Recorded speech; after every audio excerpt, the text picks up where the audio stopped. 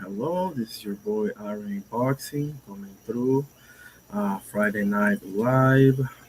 We're going to talk about a whole lot of things. Today is Marcos Chino Maidana's 43rd birthday, so we're going to do a highlights tribute on him. We're going to cover some boxing news and some pretty bad ones, actually. I think this is Stephen Coolboy Fulton's birthday as well. I don't know why it didn't show up when I was looking it up, but I saw it on X now. So we're going to do a tribute on him as well. First and foremost, God bless every single one of you. I hope you're all having a great day, afternoon, whatever the case may be. Let me notify everyone that I am live here up in the Discord. First, let me lead things up properly with the Lord's Prayer. In the name of the Father, Son, Holy Spirit. Our Father, who art in heaven, hallowed be thy name. Thy kingdom come, thy will be done on earth as it is in heaven. Give us this day our daily bread, and forgive us our trespasses as we forgive those who trespass against us. And lead us not into temptation, but deliver us from evil. For thine is the kingdom, and the power, and the glory, forever and ever. Amen. Father, Son, Holy Spirit. Thank you, God, for everything. Absolutely. Put up a survey there of fantasy heavyweight matchups yesterday versus today. Which one do you prefer? Usyk versus Ali, Fury versus Lennox Lewis, AJ versus Mike Tyson, Deontay Wilder versus Big George Foreman. Yes. Let's see. Shoot. Okay, there we go. Let me just notify everyone, and then we'll get to the good stuff, huh?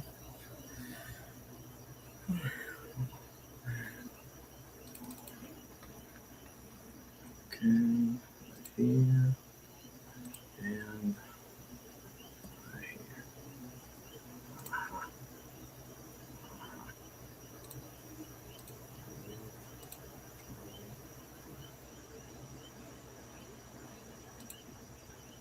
Okay, there we go. All right, so let's put some music in my Dano. How you doing, brother? God bless you, my guy. Yes, I like that one too, man. I like Wilder versus Big George. Big George is my favorite heavyweight of all time. Larry Holmes being a close second. Um, yeah. For me, bro, it's between that one and Tyson Fury versus Lennox Lewis. To be honest, I mean, Usyk versus Ali is very interesting, but I don't. I think Mike Tyson's gonna decapitate AJ, but Wilder versus Foreman is two Mack trucks going at each other, and yeah, that's interesting. It's gonna be nice to see Foreman destroy Wilder. Let me put some music here, and let's start things off with the bad news. Right? Let's start off with the bad news. Where is it? Jamal Charlo was denied visa, and he's no longer on the Team Sue versus Errol Spence undercard. Okay, so we keep having to hear Frontline. How you doing, my guy? ¿Cómo está, papá? ¿Está oyendo los coquí? Where is it? Give me a second. My internet. I don't know what the heck is this. Come on, bro. There it is. See? This is by the Ring Magazine. Jamal Charlo has revealed He's out of his return against Cohen Masoudier next week due to visa issues entering Australia. He was scheduled to be the co-main event, I believe, of Errol Spence versus TBC. Okay, so there's the bad news of the day. I was looking forward to seeing him in his return. I don't know. Maybe we can put him in the Roach Cepeda, you know? Maybe we can put him in there. I don't know. We'll see, right? We'll see. 5 years ago, Jermel Charlo, Brian Castaño ended in a split draw. Charlo retaining his WBC, WBA, IBF, ring and lineal super welterweight titles, and Castaño retaining his WBO super welterweight title. Let's watch some of this, and then I'll get to Marcos Maidana. When it comes to the way he likes to end the fistic proceedings, Abner. Yeah, and here comes Castaño. That's what I was just about to say. Castaño has some. Oh, but Charlo countered him and clipped him in between these shots. And Charlo now unloading on Castaño. They're good fighters, but Charlo's a different animal. Yeah. Charlo went to that jab to the body. We saw what happened in the 8th against Rosario. Now Castaño closing the distance. Clips Charlo with the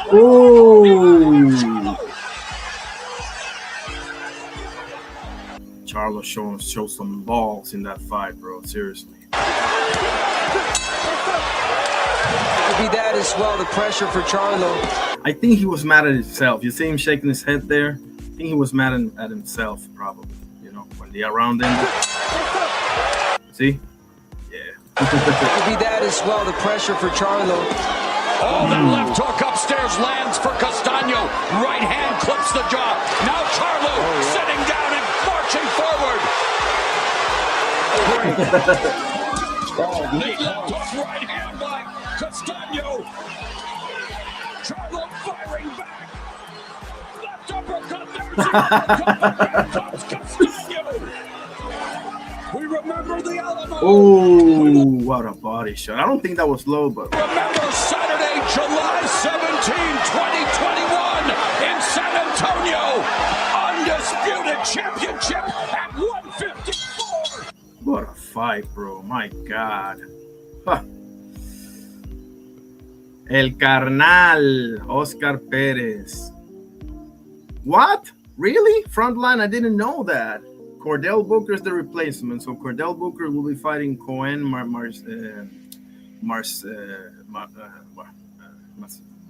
that guy. Okay, I appreciate that, Frontline. Didn't hear about that. Yes, sirski. Yes, sirski. El Carnal. Espero que todo esté bien contigo, mi hermano. En el trabajo y todo lo demás. Me avisa si quiere que ponga el link, papá. Oíste.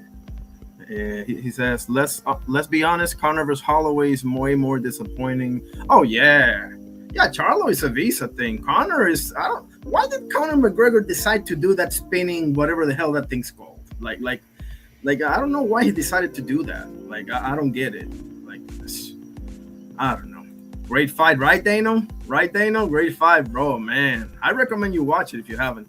The second one, Charlo cleaned him up, but he oh, for sure. How you doing, James Alva, Havers, Chisora, for sure. That was a hell of a fight too, and what a you know, people think that was David Hayes' most heated rivalry. James, welcome by the way, but I disagree. It's Tony Bellew. What do you think? Welcome, and make sure you subscribe and everything. I want to put the link in a second. Oscar says, I always believed Jermall Charlo could reach or even have a bigger legacy than Canelo and his brother Mel. Sadly, mental issues, yes, held him back. Mental, the disease we don't see, I sympathize with him. Yeah, bro, I sympathize with him also. I got my own mental health issues myself, bro. So, absolutely, bro. Like that's a real thing, bro. That's a real thing, man. And we're pulling. I mean, he. Like I said, hopefully we get him in the Roach Cepeda maybe, or in the what is it?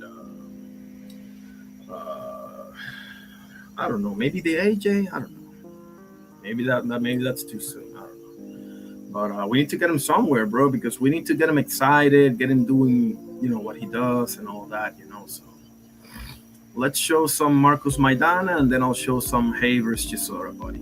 Okay. Marcos El Chino Maidana, Heart Lights from Santa Fe, Margarita, Santa Fe, Argentina, finest.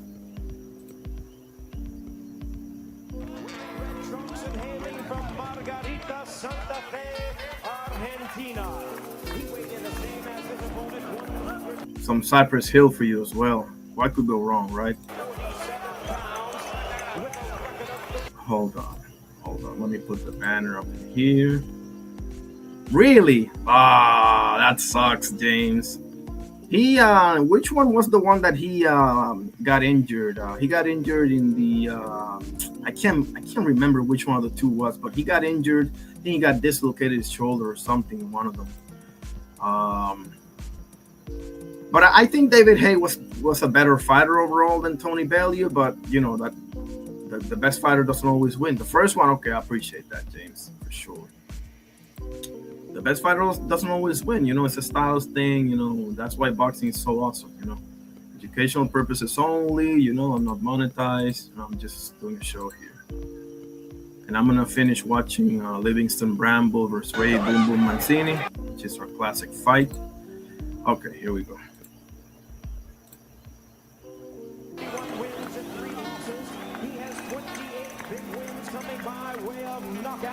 Currently ranked the WBA number 6 welterweight contender. Ladies and gentlemen, here's the hard-hitting former WBA super lightweight champion of the world, introducing Marcos El Chino Maidana.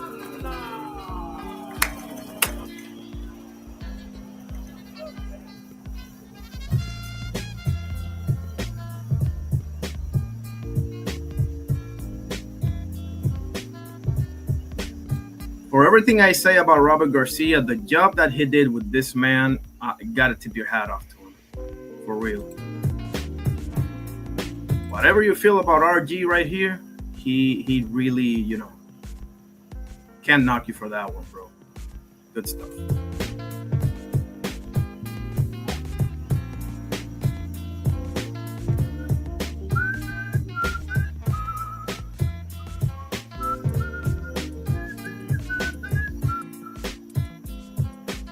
Cypress Hill, homeboy.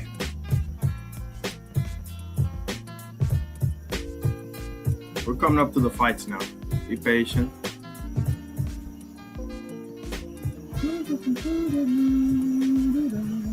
There's Brandon Rios over there. ¿Qué muchachos? Ya les di las instrucciones ahí abajo. Who remembers that fight? Come on, guys. Huesito aquí para arriba. Los trunks están un poquito altos para los dos, así que That's Raúl Caiz, right? I like that guy. One of my favorite referees. dense la mano y buena suerte los dos, ¿eh? He's got caught leaning, then he landed a right and a left combination.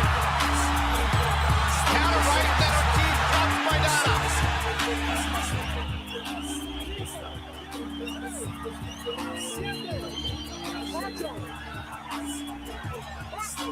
Don't blink.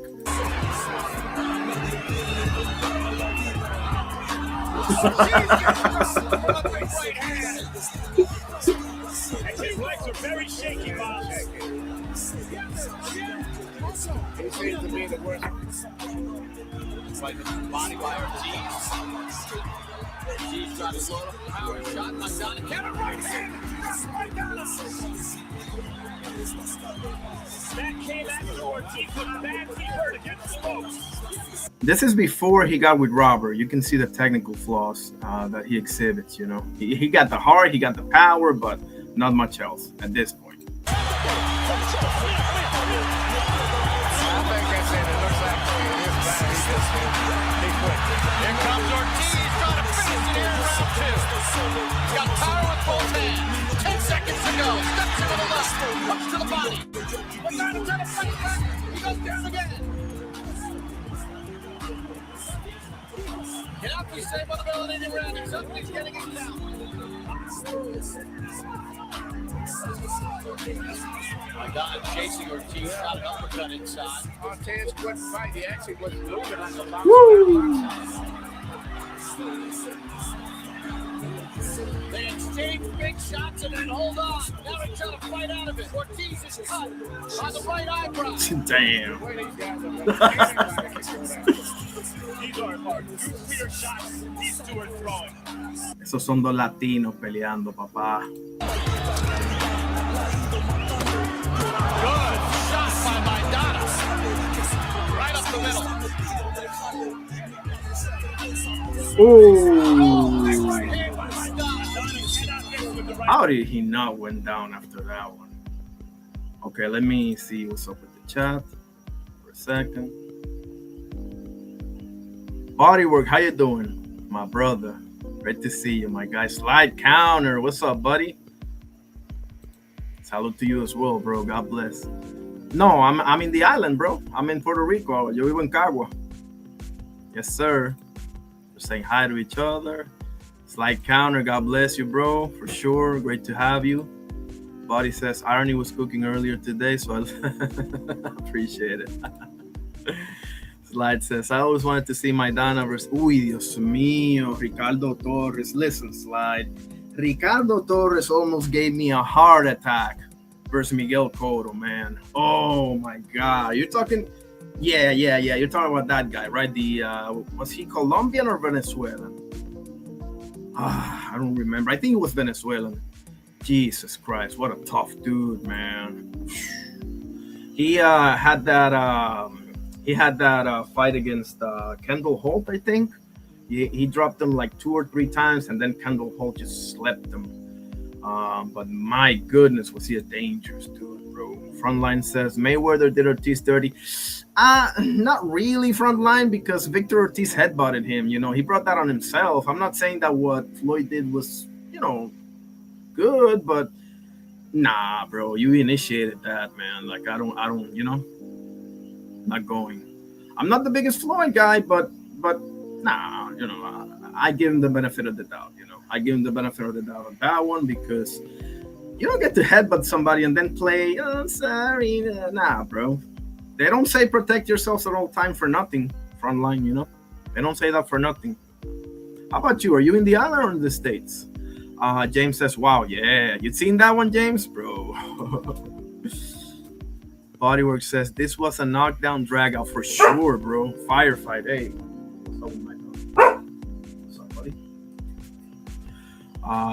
Body says, I watch me. Ooh, Bodywork, I tell people that Floyd's best performance is either Corrales, Canelo, or Marquez.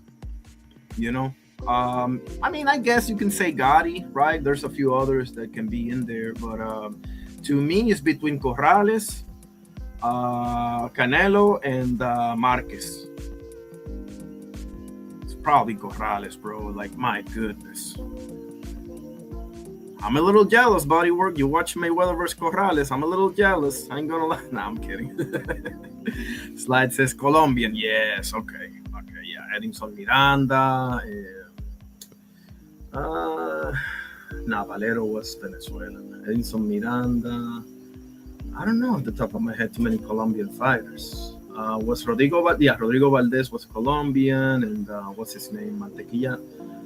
Mantequilla Nápoles was I can't remember where he's from. Shit. If anybody know, let me know. Frontline says I'm in the States. Awesome. Corrales or Canelo? Yeah, for sure.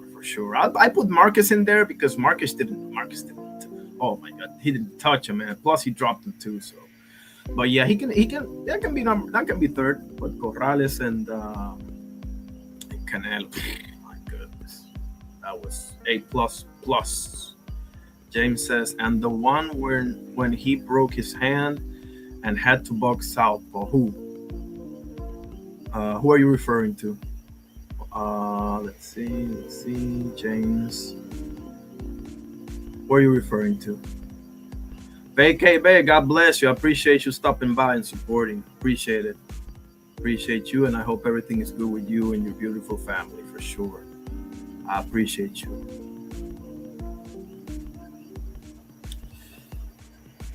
Bodywork, okay, started the front line, okay. James says, oh, Mayweather, you have to box southpaw. Let me do some memory lane here.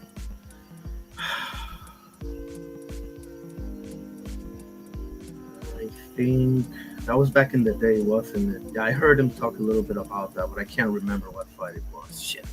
Was it the Drunken Master? No, I don't think so. No, I don't think so. It wasn't Renato Hernandez either, right? Appreciate you, VKV, for sure. God bless. Dano says, my brother Dan says, Napoles was Mexican but black and original for. Okay, so he was like Jose Legra, like born in Cuba, but like Jose Legra was born in Cuba, but how do you say naturalizado, like nationalized, like lived most of his life in Spain, right? And he's the same thing but in Mexico. Okay, awesome. Yeah, Mantequilla Napoles fought Monzon. Nice boxer, bro. Only time he took a knee, that was Genaro Hernandez. Oh, okay. So you're talking about the Genaro Hernandez fight, but that wasn't a real knockdown. That was like in my opinion, that was like the Hagler, quote unquote, knockdown versus Martillo Roldan. Come on, bro. Seriously. But anyway, let's go back to Maidana here. I'll put the link in a second.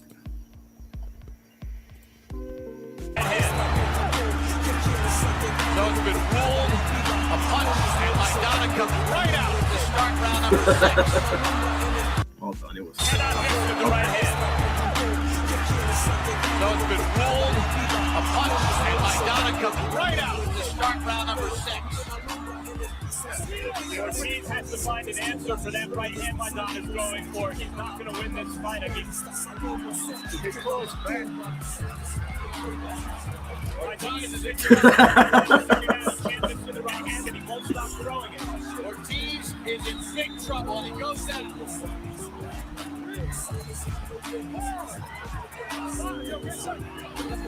See? He quit in that fight, fellas. I hate to use the Q word. I hate it. But the ref, Kais over there, asked him if he wanted to continue, and he said no. Now, he is busted up, though, so I guess we can give him somewhat of the benefit of the doubt. Oh, it looks like Ortiz has... If I'm going to give Dubois the benefit of the doubt against Joe Joyce because he broke his orbital bone, I don't know if he broke his orbital bone here, but I think Victor Ortiz was... He could have been more, but I don't know. I don't know what the deal was with him, man. Like, I don't know. He had the opportunity of a lifetime against Floyd and decided to headbutt the guy. And everybody's getting on Floyd because he punched him when he was like trying to apologize. How many times are you gonna apologize, bro? Like, protect yourself all the time, dude. waving his hands like he didn't want to continue. And I think the left pass what I'm not sure.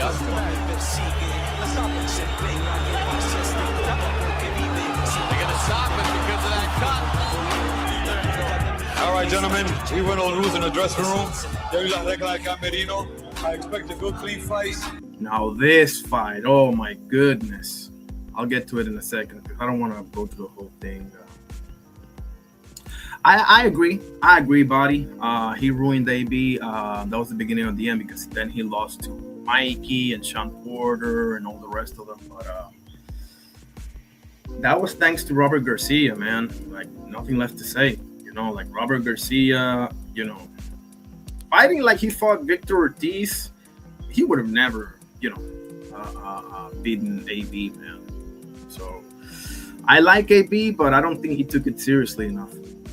I think Roger Mayweather said that back in the day. He had issues with Mayweather for that reason. Mayweather didn't play around with his training or anything like that. So I just feel like he was surrounded by the wrong people. Surrounded by yes men, and he's talented for sure, but just didn't put in the work. That's what I think. Because I think his career should have been a little better than it was. I heard he's dropping weight though, so that's a good news for sure. Let's see what else can we show before we get back to Maidana, so I can put up the link so we can talk. I also want to finish up Livings. My brother over there, James, wanted me to show seeing this Bramble Mancini interview. If anybody's interested, here's the link to this interview with Bramble Mancini. Okay, there's the link right there. You can watch it if you're interested. You said David Haye versus Derek Chisora, right? The Haymaker versus Del Boy. Is it Derek or Derek? Let me just Chisora.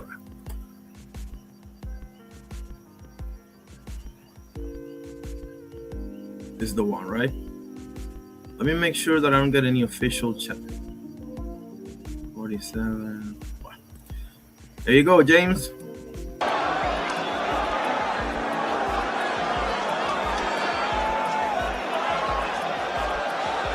guys, I give you instruction in the dressing room. They have an team match, okay? Good luck, and God bless you. The touch of gloves was perfunctory. It will be very much meaningful now. This is the one where they had that thing where they fought outside of the ring, and Chisora kept saying, "He glassed me! He glassed me!" Is this the one, right? The talking over. This first round could be absolutely key. Hay said that he could knock Chisora out in this very first round. A 20,000 wagered said that it won't happen. Hay trying to start fast. Oh, good left hand from Chisora. Chisora trying to keep the tight guard. The manner of his hero, Joe Frazier. I'll play like 2 minutes, then I'll do something else, then I'll come back, you know, just to protect my ASS. Side distance as well, straight away. There's a lot of height. Chisora keeping defences tight. Fast hands from Hay, the former champion. And Hay throwing a lot of shots. He doesn't normally throw this many shots. He's thrown more shots in this first round than he did in about 6 against Valouet. David's not even trying to make Chisora miss. He's just unloading when Derek's coming in.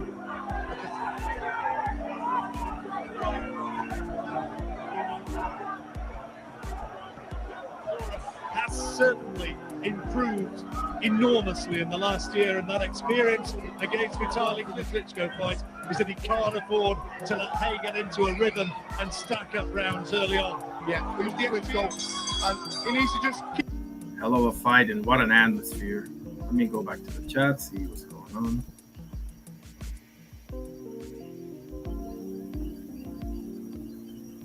What is this, YH? What is this? Yes. Hayes best KO? Interesting. Yeah, probably. I think we can all agree best David Hayes, not the heavyweight, right? It's the, David Hayes was so talented in his prime, bro. Oh my goodness. Yeah, I remember that guy, the Haymaker. He gets a bad rap in England. They call him a salesman or whatever, but as a fighter, yeah, good stuff. Where is it? Hell.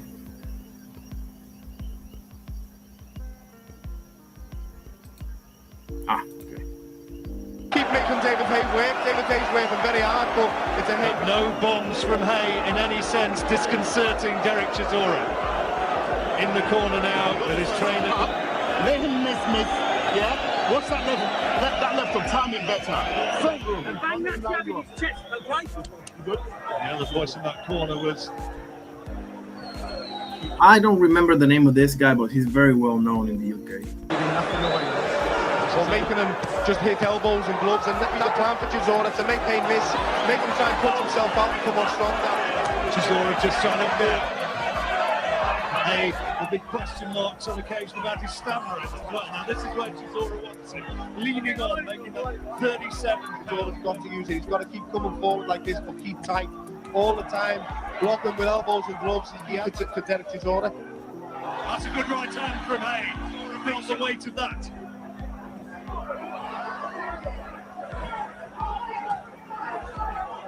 Just missed.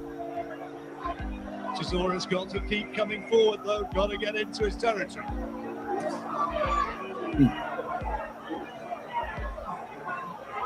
Is it me or David Hayes' trunks is almost up to his chest? Yeah, but when you get there, you've got to do something. You've got to make sure that you clock the points up. That big right hand again at Talan. He's trying to chop it down, really come down. Maybe even though I hear Don Charles saying when you get pushed, let it go. It must only be the one shot. Chisora, the attempted uppercut, taking on the arms. Now Chisora's into range. You see he's trying to get space to land that. So steep and so coming down onto David Hayes' head. Chisora not really a singles, but he does have a cast iron chin.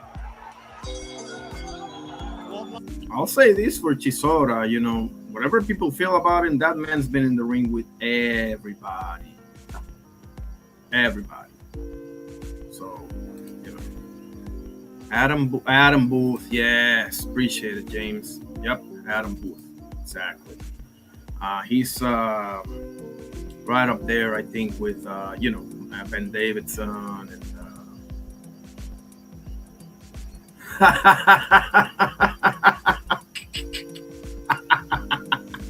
He says, Bodywork says, I don't know how. By the way, everybody check out Bodywork Boxing, great channel. I think he goes live every night, right? What is it, 9 p.m. or something? Let me know, Bodywork, so they can check you out. He says, I don't know how Chisora had as long of a career. That's a good question that he has. Manny's basura.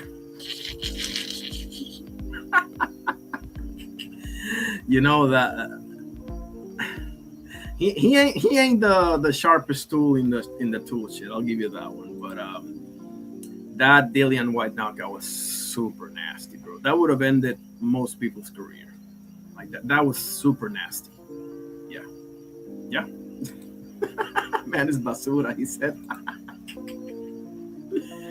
Landed up to the bell by Hay. 2 rounds gone, 2 rounds to this guy. Right hand. That was a super slow motion replay, but it was delivered with real speed. Yeah, it's definitely something that he's worked on because you don't throw shots like that. David Hay. He's been living on Mars. He's the guy. Chisora finding the target. It was kind of the perceived wisdom at the early stage.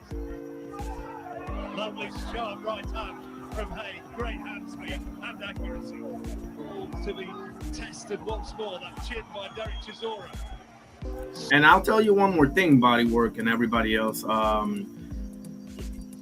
If he keeps going like this, bro, this might very well end up badly for him. That's what I fear the most regarding Chisora, more so than Donito Donaire and a few others, because the way he fights, Smile from Hay. Enough for me, and Hayes controlling everything on his back foot. He's landing.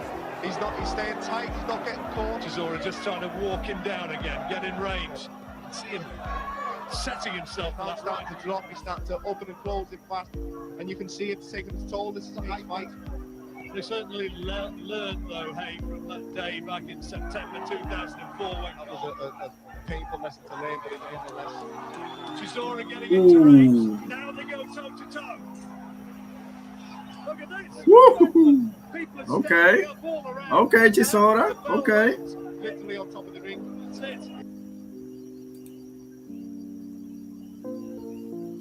Bodywork says, every other night unless I'm taking a break, bro. Appreciate you. For sure. You too. Yeah. Yep. Great option right here. Bodywork Boxing. Absolutely. They trying to get a Wilder. Yeah, bro. They don't get me started on that BS, bro. I'm like, listen, I get it. Deontay Wilder is not the one, in the Bermain Stiverne days or the, Chris Arreola days and all that. Or the, what's his name? What's the name of the Polish guy that he brutally knocked out, Polish or Russian, something like that. I can't remember now. Shit. What's the name of the... God damn. Nombre lo tengo en la punta de la lengua, carajo. Deontay Wilder. I'll I can't believe I forgot about that. What's his name? Brazil was another hell of a knockout, but Artur Spilka. My God, what a knockout, bro. Like, we understand that's not the same Deontay Wilder, but I mean, if he can turn back the clock for just 2 seconds, he's gonna decapitate you. He says, I'd rather see Ruiz versus Wilder. Me too. I think Ruiz, provided that he beats Damian Neva, he should fight Joseph Parker, in my opinion. In my opinion. But Ruiz versus Wilder would be lit. I agree. I don't mind it. But as I understand it, Wilder will fight Usyk, because I also wanted to see Wilder versus Big Baby Miller. The build-up alone, body work to that fight. Can you imagine? I don't think they'll make it to the fight. I don't think. I don't think Big Baby Miller and Deontay Wilder is gonna make it to the fight. It's probably a good thing that they're not fighting. Slide says, in my opinion, Hay was the only fighter to destroy Chisora this way. Probably because Dillian White was not. I don't. Well, maybe I'm wrong. I don't know. I gotta check it out. But as I recall, at the top of my head, Dillian White wasn't like piecing him up like this. He just decapitated him with a left hook. Hellenius was another one. Well, that's the one where he broke down in the post-fight press conference. What? Right? That's the one where because he knew him, right? He did sparring with him and everything, and the way that man went down, like AJ did him dirty too, but Wilder, bro, the way he went down, I swear to you, I thought, I'm not gonna say that, but I think you know. That's one of the realest moments. That's the Deontay Wilder that I love, And I'm not saying you gotta break down all the time and everything, but I felt like that was gentleman behavior at its finest, Make up whatever you want about the whole thing with Fury and the whole thing with Simon Jordan and the whole thing with whatever. But Deontay, I think Deontay's a good dude, man. I think Deontay's a good dude. Is he the best fighter of all time? No. Is he the most stylish fighter of all time? No. But he got to the top by utilizing his advantages, Not for nothing. Slides, yeah, Spilka for sure. Bodywork says, I'm disgusted with Usyk. Sorry, not sorry. Me too, but the work that he has put in, to me, I think I'm good. Undisputed in 2 divisions, beat everybody twice. Now, obviously, the Rico fight makes him look like crap. I get it, but I understand. I understand where you're coming from, though. Yeah, he cried and went to see him and everything. And I hope he's good. Hellenius, I think he's from one of those Viking countries, like Mikkel Kessler. They don't give a lot of boxers, but every now and then they'll produce a good one, Bodywork says, I was never big on Wilder, respectfully. A lot of people wasn't. I wasn't necessarily big on Wilder, but I think that's a good example of, he started late. He was, I think, a basketball player when he was younger and everything. I believe he started boxing at 16, 17, something like that, which is considered late, obviously. But I think that's a cool story, to tell. He's got a couple, and by a couple I mean like 5, scary knockouts. So he couldn't handle Fury. You can do with that what you like. And he had that Joe Parker fight, and he did the Spinaroonie versus Big Bang China. But all in all, well done, buddy. Well done, in my opinion. But a lot of people agree with you, and you're probably right, bro. I'm just being the cockeyed optimist in the building, basically, as usual. I don't know if David they switched off or not, or Chisora did then and maybe come back. That was that left hand after the bell and at the exchange. He didn't quite turn it in enough, but I think the people on the other side of the ring must have heard the bell, because that has had an effect. Bam! It's clear now that just for a few seconds he looked his. Yeah, people. Too many boxers have that nasty habit of when they're in the exit, their hands are down. You gotta hold that phone, homie. Score that third round 2 ball. Still have to get it to begins. Now, was Hay seconds of this fourth. There's the right hand from Chisora. Ado takes it well. Oh, big right hand again from Chisora. Now back for Hay. And Chisora onto the back foot. Almost for the first time. The fight doesn't want to be there. You're not used to being on the rock. You don't want to be there for someone like David Hay. Nice. Here comes Hay trying the fourth round. Oh, big right hand from Chisora now. Nice. Lovely punch. We need to do that. Well, it's been another round for Hay. Taking the path that many people expect. It was nice, guys. It was nice. James said, I don't know how AJ versus Wilder fight never happened, but they're still both hungry. I've heard conflicting stories about that, James. I don't off the top of my head, I can't. I've heard that Wilder turned down, was it 30 million or something like that to fight AJ, and I think that's why AJ fought Andy Ruiz. I don't know. I don't know off the top of my head right now, but I've heard conflicting stories. I've never been high on AJ either. I think. I mean, obviously he had that thing, that accident, and everything. God bless him, and that's a tragedy. That's outside of boxing. And I do think he did a good thing by switching to Ben Davidson. I don't know if he's still with Ben Davidson or not. I don't know. He's training with Usyk, isn't it? But nah, I don't know. I think his career has been underwhelming, and I think Wilder would have decapitated him, especially back then, because AJ wasn't as not multi-layered. How can I put this? As polished offensively back then. Back then you could hit him plenty of times. I do appreciate the Klitschko fight. Like Vladimir Klitschko impressed me the most in a losing effort, bro. Seriously, I'm not being ironic. I'm not being funny.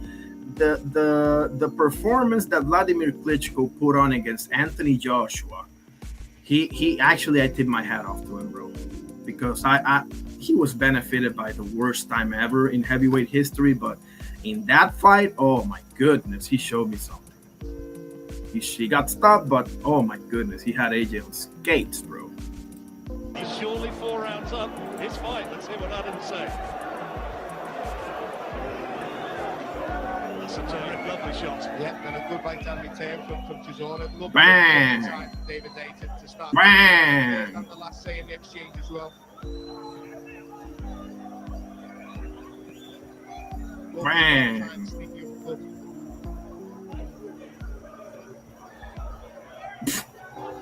Chisora's just not a...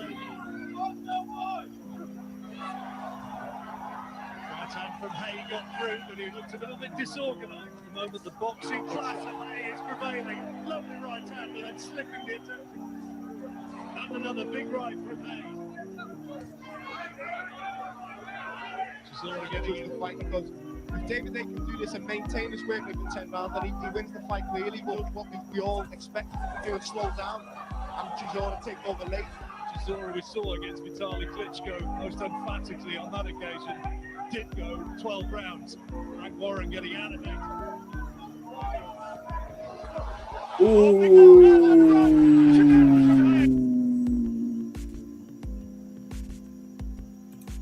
Hold on.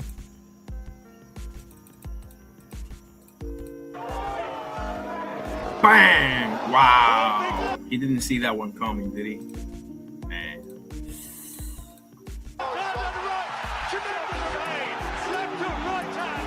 That was a beautiful knockout. Chisora down in the mid. Wonderful left hook that was from David Hay. David Day's an exceptional finisher. Chisora holding on. He's got one of the best chins in the business. And he couldn't stand up. And he's going to get up. I don't think he's going to get up this time. The counts of 6 and 7 and 8. He has. He's waiting. That's it. That was nice, bro. That was nice. This fight, oh my God, bro. Maidana, oh my God. Like Prime, everybody know Prime Amir Khan had some of the fastest hands you've ever seen. Libya, trunks here are good. Trunks here a little high, but punches here are so good, okay? Give me a good fight. Remember, guys, I'm fair, but I'm firm. Touch him out. Good luck. This fight. Check out what happens in round 1, guys. You don't want to miss this. Freddie Roach said, Amir has fought 51 rounds for me, and I think he's won them all. In the eyes of judges, incidentally. What a tremendous body shot, and he may not get up. He's going to get up. What a body shot. How in God's name he got up from that one, bro? If he got up, boy, he wanted to get up. He's never been stopped. You see punk ass Larry Merchant, like Roy Jones Jr. say he don't want to, like referring to he don't want to get up, because you can see it in his body language. Plus, if you felt, bro, I know what a left hook to the liver is, okay? And Larry Merchant says, well, Roy, if he got up, he wanted to get up. Fucking dumbass.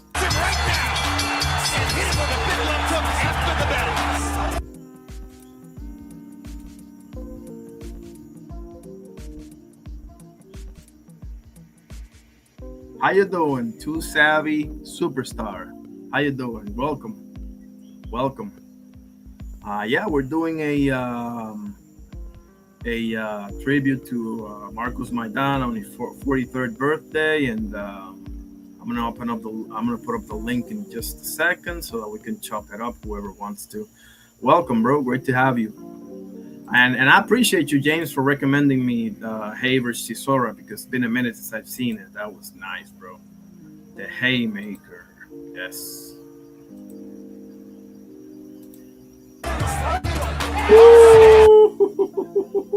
Whoa, that's round 10, okay?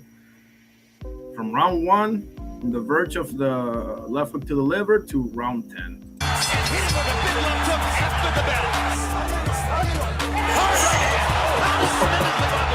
Amir should be holding on right now. Maidana clocked him big time with the right hand. Khan was momentarily out on his feet. And he's hurt again. Maidana's got his chance. Plenty of time left in the tank. And the left hook lands for Maidana. Khan is wobbling. Khan is over. Will he hold? Will he hold? He will not. Wow. He pushes Maidana away. He wants to fight on wobbly legs. Too much heart for God. He is a little bull, wild bull of the pockets. He almost nailed. He almost nailed Joe Cortez. He is a little bull, wild bull of the pockets. Tom turns away from Maidana. You remember when Badou Jack nailed Arthur Mercanti, bro? Like, almost blocked Cortez. You can let him out, so he stopped Maidana. oh.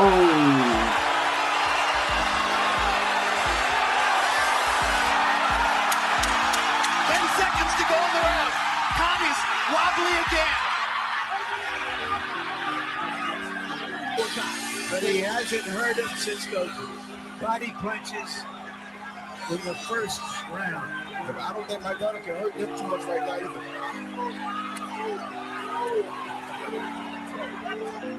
Well, if Khan gets the win, some of the luster of the first 7 or 8 rounds will... Which one was this? Oh my God. Bro, Eric El Terrible Morales in that fight. He had an eye. Usyk versus Ali? Yeah, I don't mind it. I do not mind that at all, bro. I love it. Actually, speaking of which, how are those surveys going? Let's see. Let's take a look. 1 second. What is this? This is the laptop layout. Whatever. We got 6 votes. 3 for Usyk versus Ali, 2 for Fury versus Lennox Lewis, and 1 for Wilder versus Foreman. I love it. AJ versus Tyson, yes, probably the one with the least votes. Yeah.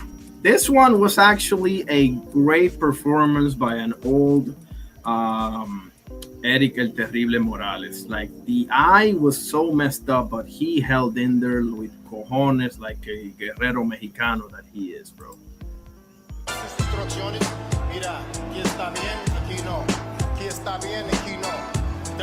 Ay, Tony Weeks.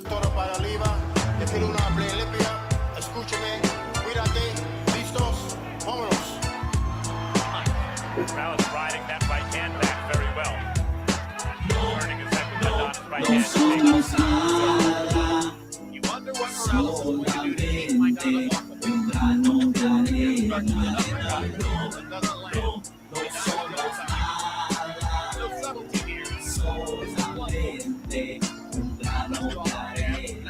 Like Eddie Morales' eye after this fight was something else, but he put up a valiant performance, bro. There, right there. There he messed up his eye with that uppercut. El ciclo fundamental, así como el desierto fue mar. La estrella que brilla se ha de apagar, es difícil descifrar la existencia. La balanza eterna de Look at that thing. la paz y la violencia, limpio de conciencia, rumbo hacia el cajón, al siguiente nivel, al nuevo eslabón. Soy el caracol que narra el tiempo, no imita el reloj, el esclavo del momento. Solo el 10% sabe lo que digo, el otro 90% se pierde en el camino. Nada es eterno, ni la luz del infierno, mis palabras son escritas. Wow, look at that. Hold on. Nada es eterno, ni la luz del infierno, mis palabras son escritas que se secan en un cuaderno. No somos nada, es más una gota y una cascada. No somos nada, solamente Morales set up a right hand. Maidana, however, walked through it, came back. Now he has to walk through another one. And Morales lands a good right. There's a vicious uppercut. Nice, nice. Morales, carajo. Se disuelve así un ser, se espuma y ya no vuelve a los primeros años. Es la inocencia después de 12, son actos de conciencia. Se pasa de la noche a la mañana, invencible, no se puede, se tibia, presunta. Jesus Soto Caras, great fight as well. Then comes Josecito Lopez and others. I'll put up the link if anybody want to come up and chop it up about anything. We talk about literally anything. We talk about the upcoming fights, the whatever you want. Let me pin the. Oh, let me put it on Twitter as well. Let me pin the link here and here.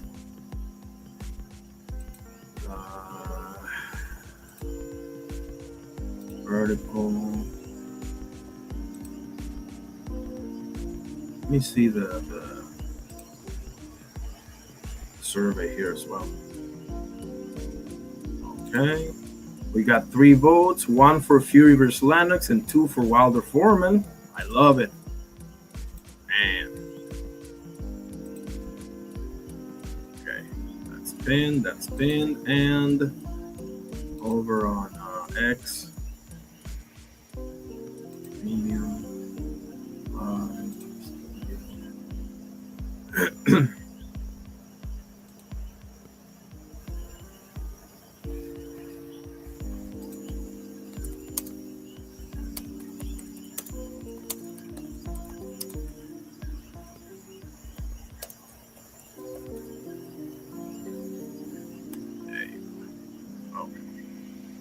Okay. All right. Okay. Let's get back to it. Also, let me show you some other stuff too. Let me show you Maidana, Broner dancing. Show you some cool ass stuff.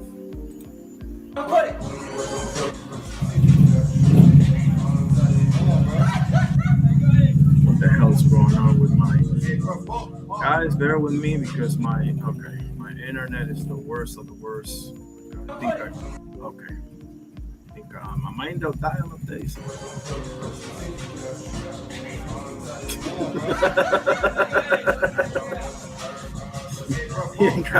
he ain't got no rhythm whatsoever. Mayweather, Jim, some cool ass stuff. Out here at the gym, Maidana pulling up. Chino Maidana out here with us, man. You know it. I know, I'm there.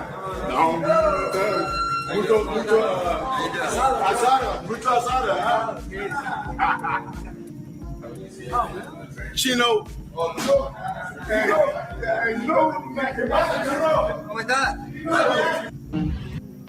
Some cool stuff, you know. Good stuff. We always like to see that. At all times, protect yourself at all times. What I say, you must obey. Now he's with Robert Garcia. Now you're going to see some improvements. De los 20 pasan y a los 30 reflexionas después los años. Ya no mencionas Soto Canas with the 3-inch reach advantage. Maidana coming in, landing the right hand. Oh, there's a vicious left hand that pops the head back. Maidana nailing Soto Canas. Absorb the punch coming forward. And there's a lead left hook that catches Soto Canas, but he walks right through it. Maidana getting back. Oh, look at Maidana rolling though. Look at See that? See that? See that? Was he doing that before, guys? Was he? Watch him in the ropes. Actually, let me slow this down just a little bit. This is Robert Garcia's doing. That catches Soto Canas, but he walks right through it. Maidana getting back. Watch Maidana now. Look at Maidana rolling though. Look at final minute of the fourth round. Soto Canas trying to find Maidana, bobbing and weaving at Maidana. Come on, man. Comes back with a 1-2 of his own. Terrific action here in Las Vegas. Mexican Independence Day weekend. Straight right hand by Maidana. While he's busy, the right hand knocks down Soto Canas. And just like that, this fight turns on a dime. Man down. Round 8 underway. The WBA title eliminator Maidana firing off the right hand of Soto Canas. Valiantly trying to fight back, gets hurt with the left hook. Maidana reinvigorated. And there's a straight right doubling it up, and Soto Canas stumbling. Oh, and needs another straight right hand. And another right hand that finds the hand. Soto Canas now beginning to take all kinds of punishment. Kenny Bayless steps in. He was fighting back, but he was getting pummeled, basically. Yeah. Oh, shoot. I'm sorry. We got a couple of homies here. We got Bodywork and B3. How you doing, gentlemen? What's happening? What's going on, man? Shout out to Irony Boxing. Salute Bodywork. What's happening, fellas? Hey, man, Maidana was, man, he was different. Yes, sir. Yes, sir. It's a little. I saw the sparring that him and Maravilla had back in the day over in Argentina, bro, and he had Maravilla on on deep shits, you know. Oscar, El Carnal, how you doing, brother? Good. How's it going? Fellas? What's up, man? Yeah, I like when he came back and he started walking down Amir Khan. That was phenomenal coming back from that body shot. Bro, tell me about it. Like, to this day, I've seen only 3 people get up from body shots like that. Arturo Gatti versus Mickey Ward. And I always forget the other one. But I'll remember and I'll tell you. That's not very often that you see that, bro. And that was prime Amir Khan, too. That was before the Brady Prescott, the Danny Garcia. You know, that was the Amir Khan that was, chopping people up. Yeah. What is I think, do you guys think that the first fight against Floyd was Floyd's toughest fight? Because I maintain it's Cotto. What, Cotto was Floyd's toughest fight, you saying? Yeah, the first Maidana fight. Yeah. I think so. Bodywork, what you think? I think, Floyd said it was Emmanuel Augustus, but if you go back and look at it, I think it was Emmanuel Augustus because of that awkward style and he didn't stay in place. He could punch from anywhere. Yeah, it's a hard one to say. I think Maidana looked rougher just because of the style, like he comes forward all hard, very few IQ, just run you down. He takes whatever you give him, but it's one of them pressure fighters that won't even let you start. But I feel like Floyd said Emmanuel Augustus because Emmanuel Augustus is a tougher puzzle to figure out. Because like, yeah. let's be honest, Floyd was cooking Maidana too at the end. Like we all remember, the that he was giving him problems and all this and that. But Floyd was landing. He was also doing his work, but just the pressure was something else. It's kind of like Shakur and Zepeda. Zepeda was right on Shakur's face to where he can't even start his offense. I find it somewhere similar, but Augustus is a different puzzle where it's like you can't get a rhythm down because this guy's so awkward. He can throw a punch from anywhere, and his timing is. You trying to get his timing off. His timing is already off, so it's a tough one to say for me. There's four options to me, right? The four options, maybe five, but the four options that glare to me are Castillo one, Augustus, Cotto, and Maidana one. Maybe mostly, but mostly was basically one round. He ended up piecing him up afterwards, So I don't know that mostly really fits the bill like that. Nah, he started cooking Mosley. Yeah. Castillo was good though. That's a runner up because it's like controversial, but I think it was more so that we're not used to seeing Floyd be out of his wits like that. He always pretty much had control most of the time. But I will say that I've adopted this thing that every boxer needs to go up against. Until you see your boxer up against a Maidana style, which I call the armadillo style, because that's like what Kevin Sergio did. Kevin Sergio did to Pacheco, and everybody knocked him for that. But like until your boxer goes against that style, it's like Tank versus Pitbull. That style, that armadillo style is what I call it.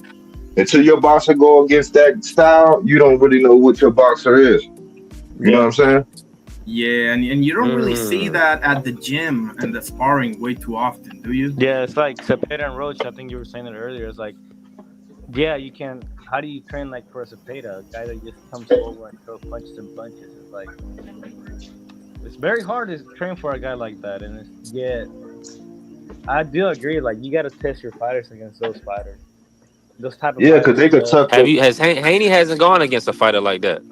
I don't think. No, that's why like a pit bull, like they would think he would do well against a pit bull because he can box, but like that thing where they could tuck their chin and could take a punch, but then also deliver that overhand because you got to be able to throw that overhand. Like man, AC be talking about it. The way he would throw them overhand rights to where his chin is tucked, but he could still throw it. Like that's the same thing Pitbull be doing, where that shit come out of nowhere, and if you ain't, if you moving, got your guard down or doing lateral movement, you might run into that shit. You know what I'm saying? Yeah, and you gotta take into account that regardless of what you throw, like you said, like he keeps his chin tucked. So regardless what you throw, he's still gonna keep like he's gonna keep moving forward, disrupting your rhythm, disrupting your style, disrupting all kinds of problems. It's gonna give you all kinds of problems. So yeah, I feel like Billy has that style right now. A little bit, yeah. A little bit, yeah. He do kind of. He don't keep his chin tucked though, because Sergey Devenchenko kind of exposed him, but yeah, you know what I'm saying. But yeah, he do kind of got it. He got some. He got. If Sergey was 35, I think he would have beat. I think he may be a little older. Maybe he was 33, 34. He probably would have beat him, Billy. Yeah, he would have definitely because he had him without the shoulder injury. He just keeps his head right at center. He don't move it. Exactly. And in Billy, guys, you know what? I don't believe Canelo and Billy is as close as people make it out to be. I mean, there's reasons to believe it's close because Canelo is not the same guy and he's coming off of an injury and whatever the case may be. But Billy's got so many holes in his game, in my opinion, that I mean, have you guys ever seen Canelo in trouble with somebody that resembles Billy? I haven't. I wanted to cook on that earlier when you was talking about that, but to me, I think Father Time is the biggest element, man. I think and Billy is coming on. He can't overwhelm you, and I think if Canelo get lackadaisical, then and Billy will pull that trigger. Now, Canelo got a high IQ, but. Can he? But the other thing, I think that and Billy is in like 15 round shape for the most part. And Yeah. I don't know, like Canelo tends to gas a little bit. That's what people don't really take in consideration with Canelo. That's why I think IQ wise, it's no question who got that. Like if Canelo can figure him out, if he go in there like he did with Lester Martinez, like Canelo's gonna piece his ass up. But Canelo does gas, so I'm looking at it to get Harry around the ninth to the 12th. You know what I'm saying? If Billy don't put his hands in his pockets. That's just my opinion. My thing is Oscar? like my thing is like if like the Lesser Martinez. I'm glad you touched up on that fight. The best work that Martinez did is when he was turning and he was using his angles. If Canelo does just a little bit of that, I think he's good for the most part. Because, Yeah. like I said, and Billy just comes forward, don't move his head out the line. If you just use them angles wisely, and I think Canelo has the master tactician, and he's got the high IQ for him to do it. But it also depends on the quality time, like you said. He does gas early, or yeah, he does gas, and so it depends on different factors. But if he uses his angles correctly, and if Billy just comes like David Jenko, I think I'm doing. I think he might even put him out, honestly. B3? Yeah, I'm in here. You about and Billy Canelo? Yeah. Mm, What you think? man, I'm gonna be honest with you. I'm more so feel like I don't know why the fight got pushed back. Maybe did y'all hear did Canelo get an injury? Why did the fight get pushed back? What happened? I think that yes, me. Somebody said it to me the other day. He was something about the World Cup, but I think it was something of an injury. I'm not sure. And it maybe be Saudi. I mean, AJ's supposed to be fighting on there. Somebody, Marky said there was some things was going over there in the land of Saudi. I don't know what we can say on, YT or whatever, but just some military things was going on. Oh, Yeah, I know what you're political. referring to. Yeah. Yeah. So it may not be as safe to be over there. But I think AJ is supposed to be fighting in Saudi next week, so I haven't heard of them moving it. I'll just say this. I think that in Billy's style is actually going if he can I don't think Canelo is he's gonna be right there. He's not gonna have a lot of movement. I think Billy's gonna be able to pressure Canelo. The only thing is I didn't like the fact that he kind of gassed out a little bit versus Lester, and if Lester had a couple more rounds, Yeah. it looked like he may have gotten Billy up out of there. He Yeah. was. I just didn't like how he was getting hit in the back half of that fight, and it looked like he Yes, he, bro. he Bro, gassed a remember little how? bit. That's why I was so mad at Lester because at the second half of the fight, more towards like the 10th, 11th, 12th, he was using them angles and he was actually cracking ability. He started way Yeah, he too was. late. He started too late. He started fighting too late in that fight, bro. That's Yeah. what pissed me off. Yeah. Like But we he's got to see if Canelo is still got that motor, because I mean, I don't know, man. I don't like the fact that Crawford was able to move up and then kind of fight him in the pocket, even though Crawford is an all-time great. Yeah. And Billy being a younger fighter, hungry, he's gonna be hungry. Like this is his stage to kind of set up his legacy. If he can get a Canelo win, people gotta remember him. They have to remember his name. Yeah, because So Canelo's only lost to great fighters. I mean, and Bivol beat two undisputed guys. yeah. Floyd Mayweather, I don't even have to say.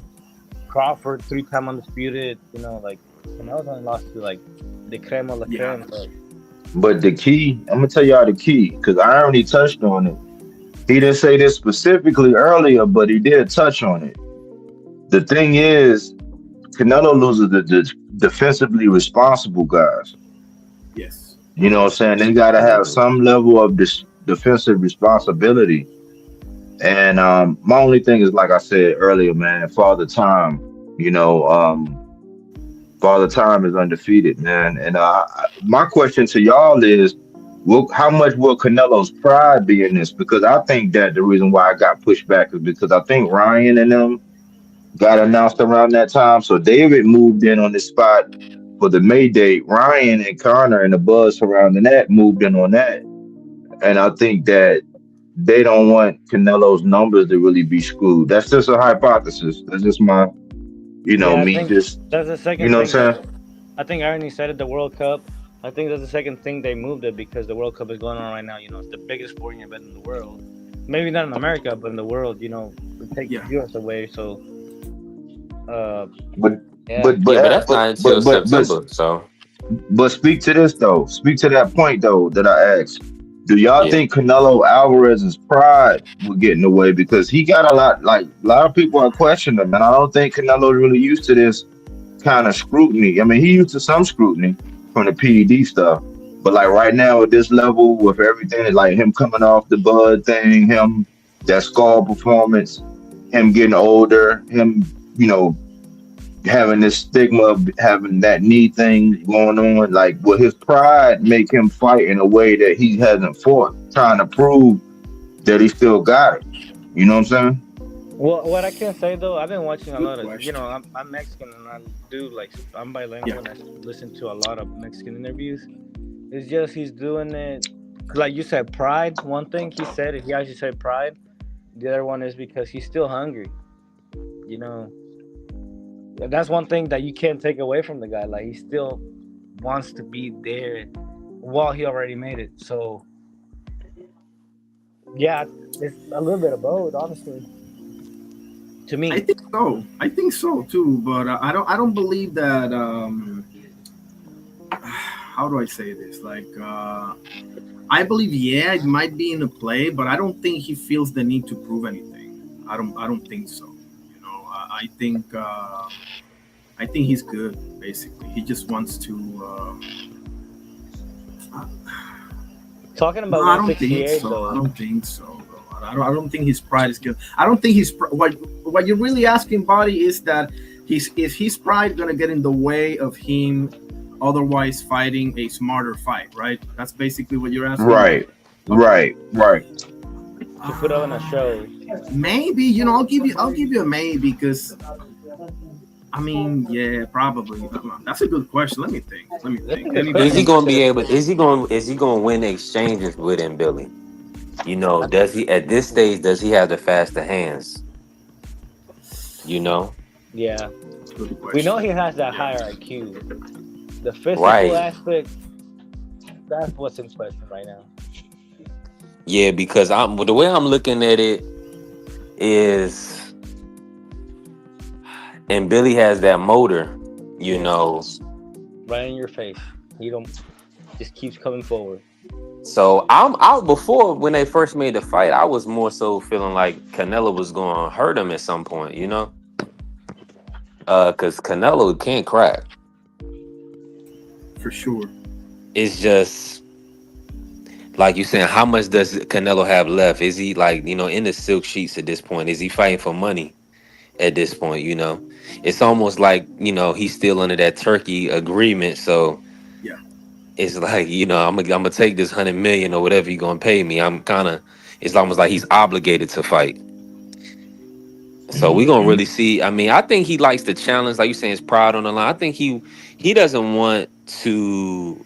I don't think Canelo's ever gonna lay down, but it'll be like the Ryder fight.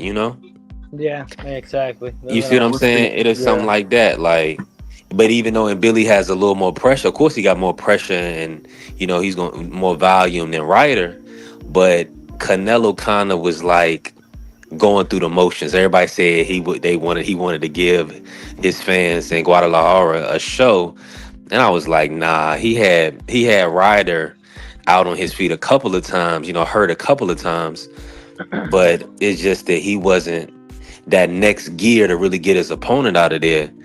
Does Canelo still have that? And he hasn't really shown that as of late.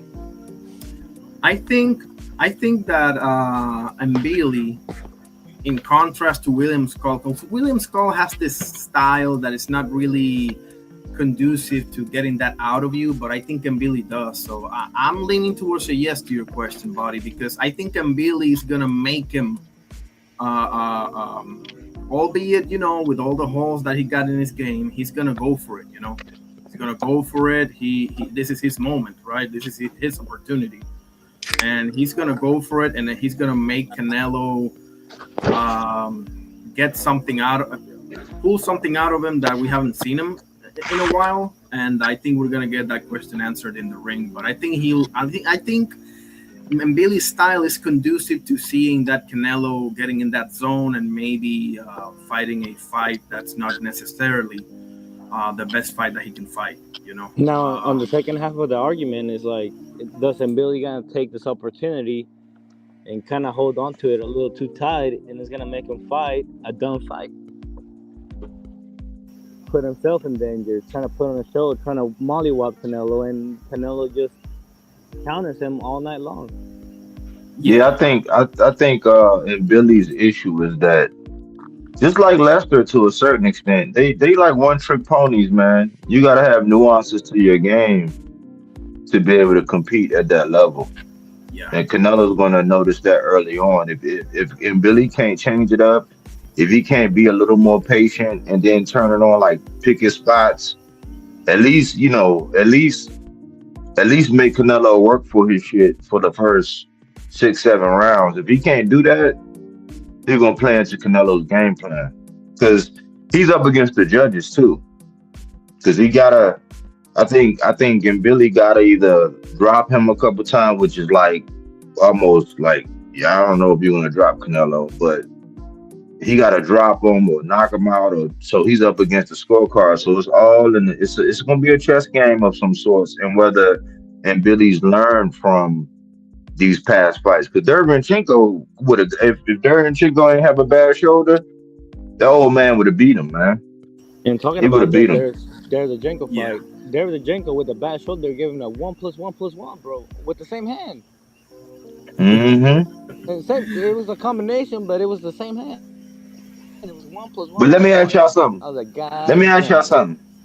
This is a sidebar. You got the young boy Jalil Hackett. Now he from DC, right? He from DC. He getting ready to fight Derevyanchenko. And I'm like, this is a sidebar. Like, how do y'all see that fight going? I favor Jalil Hackett. I think Derevyanchenko is going to make it interesting, but I think this is 160, right? No, is this a Yes. middleweight? Yeah, it's 160. I'll favor Jalil Hackett. I think he's hungry. He's been inconsistent here and there. I don't think he lost to Jose Cheito. What's his name? Shit, I don't remember. The one when he fought in Puerto Rico in the Hitchens Paro undercard. I was there. I interviewed him. Great kid, by the way. But I think this is time to shine. I think it's going to be a hell of a fight, and this is the type of fight where he needs to prove himself because you have an old warrior that's been in there with a lot of greats, and this is the type of fight. Exactly. A gatekeeper that's still kind of dangerous. He's not completely shot, I don't think. So I see it being, I don't know how many rounds is it. I haven't looked that up. Let's just say it's 10 rounds, right? I see it being, I don't know. I see Derevyanchenko making it hard for him the first couple of rounds. And then Jalil Hackett should be able to pull away. But that's a big if because Jalil Hackett is not the most consistent guy that I've seen in the ring. Now, keeping it going, how y'all feel about Pacheco, man? That guy. I was about to get to that. Pacheco, man, he didn't want to fight in Billy. He didn't want to fight Shiraz for a full belt. He didn't want to fight. I can't stand that boy. Did he kind of reach his ceiling? I mean, his opportunity's been there for him. I mean, he's training with Buddy McGirt now, but let me get an answer to Bodywork's question first, and we'll get to Pacheco. Everybody, Oscar B3 first. What do you think about Jalil Hackett versus Derevyanchenko, and then Oscar, and then we can get to Pacheco. Man, I'm gonna be honest with y'all. I think if how do I put this? With Derevyanchenko, with his age, the wear and tear, I'm thinking Jalil should be able to edge him a decision. If not, this is a 10 rounder, right? I believe believe so. Let me look it Yeah, up. I'm sure it's 10 rounds. I don't think it's not a belt on the line, so it's probably not going to be 12. So Right. it's more likely a 10 rounder. I mean, I expect Jalil probably the edge of decision, but see, Derevyanchenko is really a skilled boxer. It's just he's on the back half of his career. This may be one of his last. It may be a last fight, maybe his last couple fights. Yeah. Um, It is 10 rounds, by the way. I just looked it up. I think stylistically he could pose problems for Jalil. Like, I just kind of want to see them sized up because Jalil just seems like such a big kid when he was fighting at 147 and then was fighting Pete Dobson. And, you know, Yeah. he seemed like a big kid, but you see Pete Dobson had success at the end of that fight. So, like I'm saying, I'm thinking that Jalil should be able to edge him just with his pressure, his combination punching. And, but if Derevyanchenko come in great shape, then we may be, he gonna give Jalil a good run. So I'm thinking maybe 6 rounds to full. Maybe it may end up Yeah. even being a draw. Yeah. That's what I'm Just thinking. because Derevyanchenko is top level.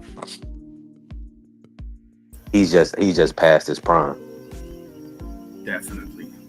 Oscar? I agree. It's just he's one of them fighters that is definitely past his time, like way due, But the losses he had most of them been controversial. I think all of them have been controversial, if I'm not Yeah. mistaken. At least, yeah, almost all of them for sure. Yeah. But no, he's one of them fighters that's very skillful, man. We talk about IQ. I don't think Jalil Hackett right now has more IQ than Derevyanchenko. He's a guy that can pose problems. He's a very good boxer and he's a very good fighter. He does have power. So I agree with him. It's like if Jalil's not mentally ready for a challenge like that, or if he's expecting something else, I think Derevyanchenko can take majority of the first half of the fight, if not the first half of the fight. But I gotta see him on the weigh-in though. That's gonna be a big Yes, that's true. Because like he said, Jalil is a big guy. He is a big guy. Like he started 147, and we might end up seeing him at 168. Yeah. But and I was just thinking about the weight too, because Derevyanchenko has fought at 68. I'm not sure if he's fought at 75, but this is gonna be 160. Yeah. So maybe him going back down to 60, maybe it may be more suited for him based on his but then again, him going back down, that might be an issue as well. That might be in favor of Jalil. Yeah. Bringing Derevyanchenko back down to 160. Bodywork, what you think? I think my issue with Jalil is sometimes he's hard headed, and he got something to prove. I think he will be healthier because for the longest time, man, like even when like he was at 147 and he was getting ready to weigh in a couple times, he was on there. It reminded me of that movie Hollow Man. When you see Hollow Man put on them glasses and stuff, I was like, man, what are you doing? It's clear as day. It was worse than Devin being at 35 in the weigh-ins that he was at. It was like he had to put on shades. His lips was dry. So I'm thinking, man, Jalil might have uh, way more power. I think he's gonna be way more comfortable. But with Jalil's key to victory is my name, the channel name, Bodywork. If he goes to that body early and he be patient and don't exchange with him, you know what I'm saying? He could probably stop him. But I don't. The question mark is Derevyanchenko. He got a good coach. He does have that veteran savvy, and Jalil got a lot to prove because if Jalil lose this fight, man, I don't know where he gonna go. So that pressure might make him do what he normally do, where he feel like he gotta gun it and get it over with. Even though I think that fight where you said you interviewed him, he got pickpocketed in that fight. He got pickpocketed. I think he really won that fight, and it's really all in. Was it a loss or was it a lesson? Because some of his losses, well, that loss that he had was like, if he treated it like a lesson, like, hold on, man, I can't keep running my head into this brick wall. If I'm more intelligent about it and show that I got a couple more nuances to my game, then Derevyanchenko can do what it's supposed to do, like be a stepping stone for him to catapult him into better fights. You know what I'm saying? So it really is based on the Derevyanchenko we're getting. Is he just getting the check? Is he gonna be a thotty where everybody just gonna run through him and have like a Pedraza or like some of the Cambosis or some of these names that people starting to get on their resume just to build their resume? Or is Jaleel gonna show that, hey, look, I've learned from this. I'm gonna be a little bit more smart. I'm gonna be a little bit more patient. I'm gonna listen to my father. So it's a couple questions, man. I want to give it to Jaleel because I like Jaleel as a young guy, especially being from the area. I was born in DC, raised in PG. I'm living in Baltimore, so I kind of root for all these guys, but I'm also a realist. I'm not gonna lie to you. So I'm pulling for him, but he got to be smart. He got to listen to his dad. 100%. 100%. Let's shift to Pacheco. I understand that he's training with Buddy McGirt now. I've seen the Steven so-called Nelson fight. Was not impressed. I think Steven Nelson won the first half of the fight, or several rounds of the first half of the fight, and then Pacheco came through. He really disappointed me in the Trevor McCombie fight. He coasted it all the way through with the jab, and that's it. Kevin Lelesaggio did what he could, and now he's fighting Emmanuel Alim, who's coming off of losing to Lester Martinez. So,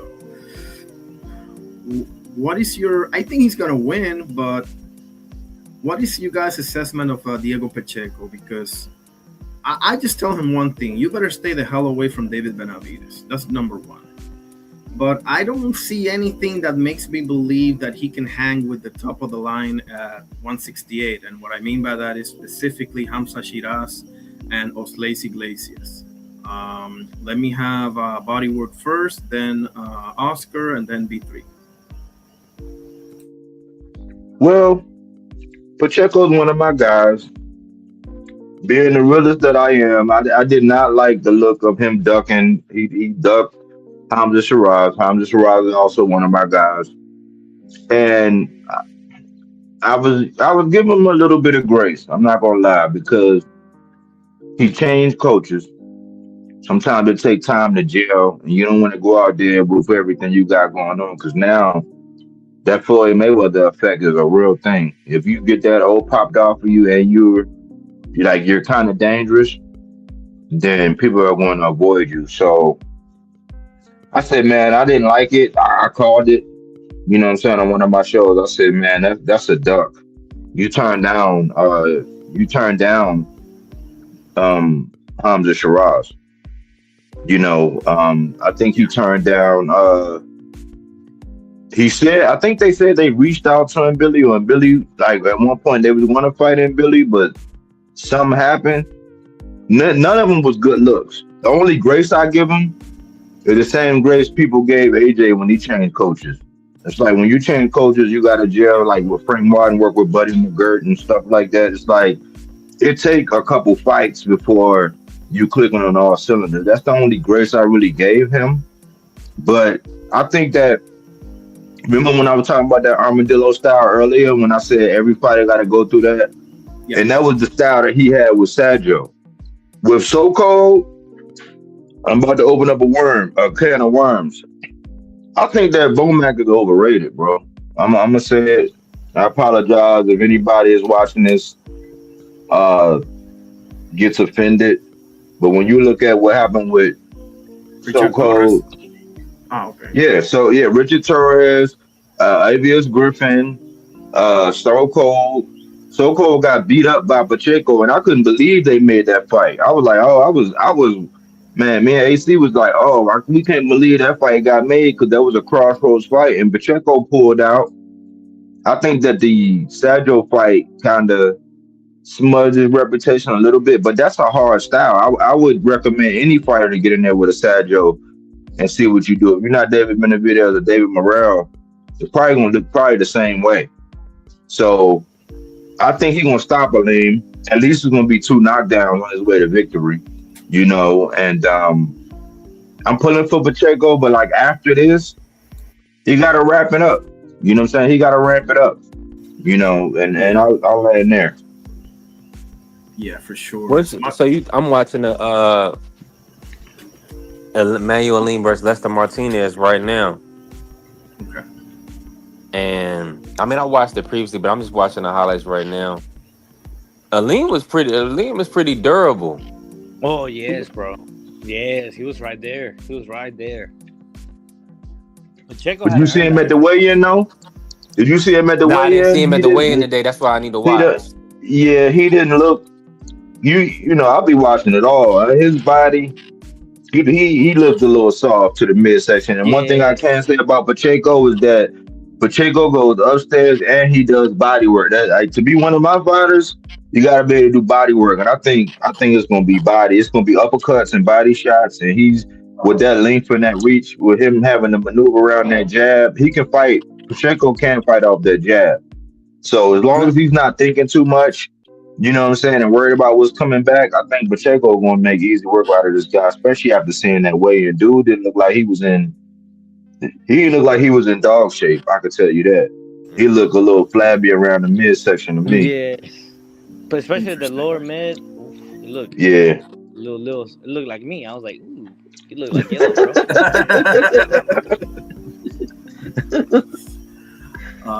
Oscar, let me get your take, buddy. On Pacheco, yeah, man, it's because it's one of them guys where it's like you don't know where he's at yet. You don't know if he's too early or he's too old. What I can say though is that he holds rank, and you know me, Arnie. If you hold rank, you gotta uphold that rank. Like Tom or like Jai Apataya. I don't get these type of fighters that they hold rank, but they don't want to fight nobody. Now Pacheco's been in the mix for a little over a year and a half now, and it's not like these fighters that don't get opportunities. He's a fighter that gets an opportunity after opportunity after opportunity. He didn't want to fight Billy. He didn't want to fight Hamza. Who does he want to fight? And to me, like the Sergio fight is like, bro,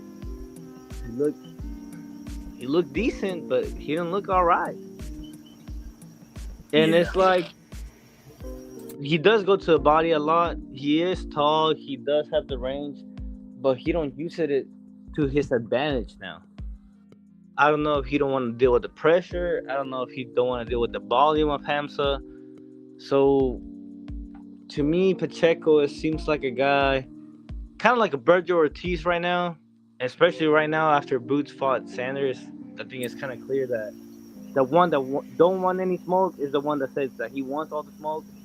I feel like that's Pacheco right now. It's like he wants to fight everybody, but once he gets the opportunity, he don't want to fight nobody. He wants an easy coast, I guess. I don't know how to say it, but it doesn't seem like he believes in himself like that.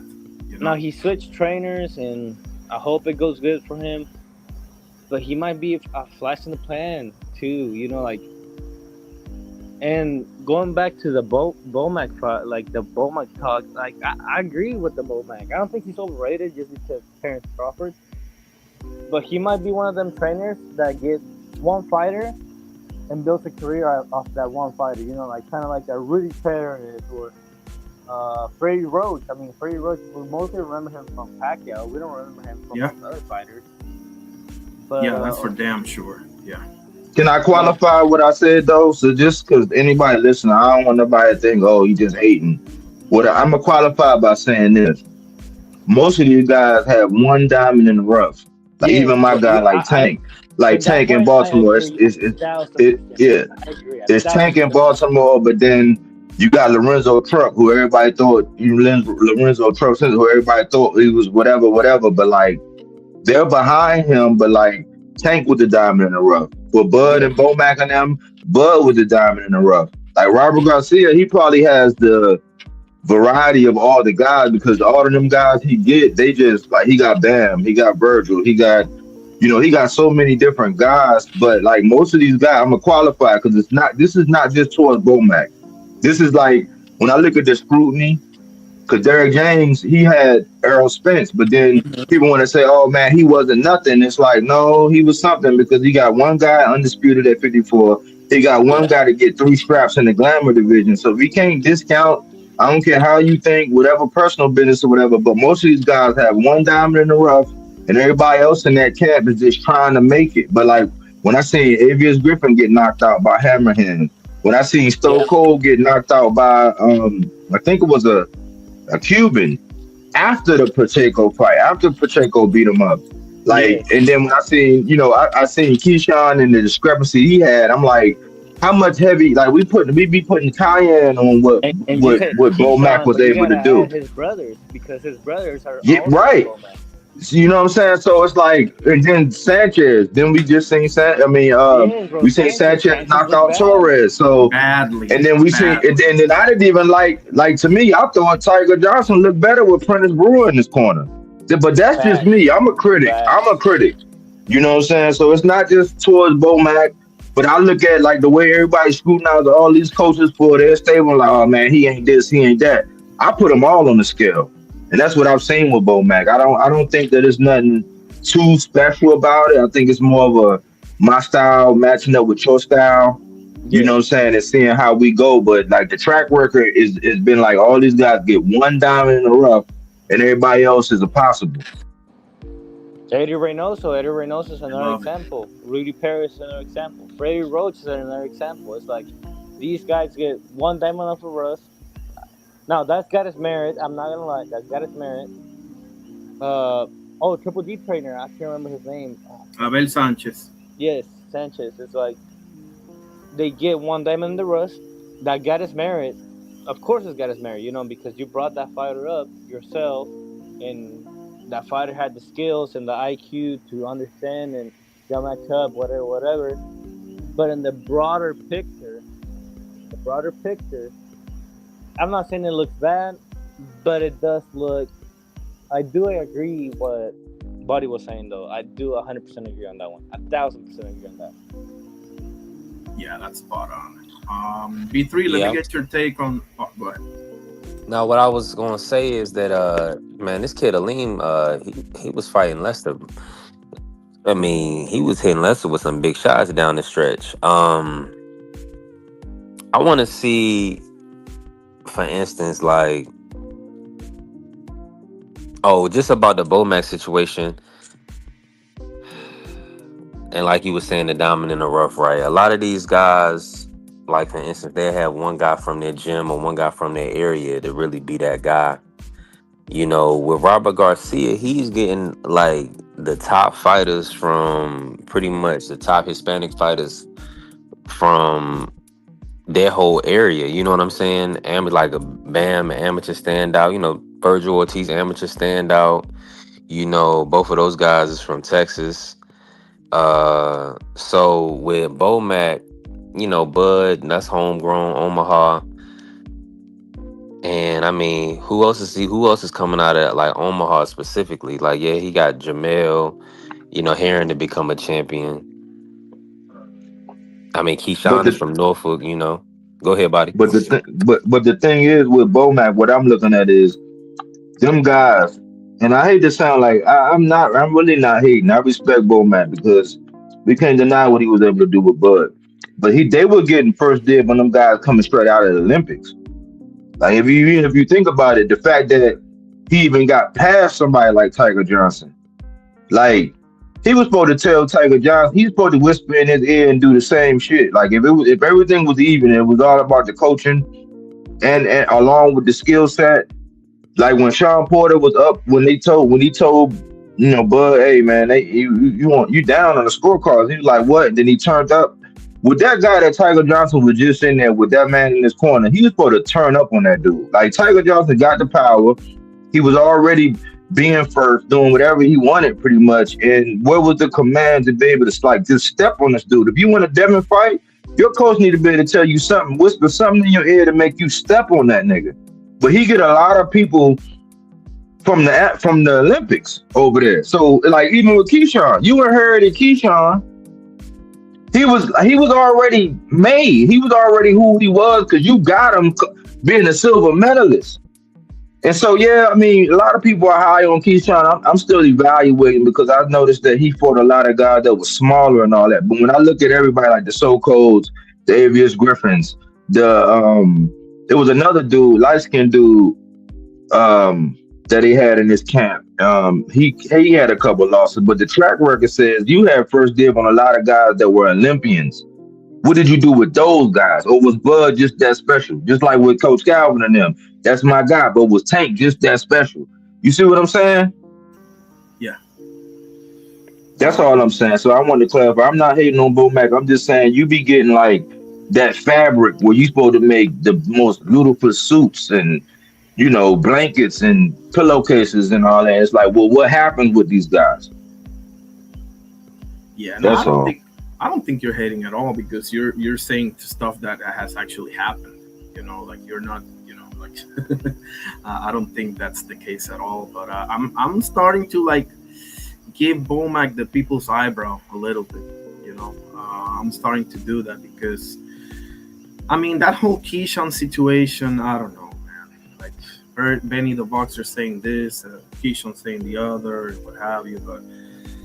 I think you're right, man. I think we need to pump the brakes a little bit of Bomac. I'm starting to look at Imani Robles, for example, both Yanis, more seriously than I do a Bomac,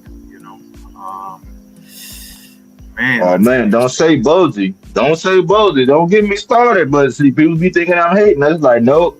I be just as critical as everybody else because I'm like, we seen Stephen Fulton get stepped on by Shockey. We seen Andy Cruz lose the Marataya. We seen, what I'm saying? Like even with Xander fighting that style, that stupid fucking game plan he went in there with. He still hurt. He still hurt the man. Now he came back and stopped him, so he erased it. That's the eraser. That's the ultimate eraser. But like, I be looking at him all. Even that guy. I'm gonna land right here, Irony. Yeah. Remember that guy who we just were talking about that guy who got pickpocketed Jaleel Hackett? Yeah, Jose Cheito Roman, yeah. So he went on and fought a guy named Tamir Smalls, and I think that's Bozy's grandson. Man, that dude won that fight, bro. That Roman dude, that dude beat Tamir Smalls, bro, that night. That dude got robbed that night, bro. Go back and watch that fight. That's the homework.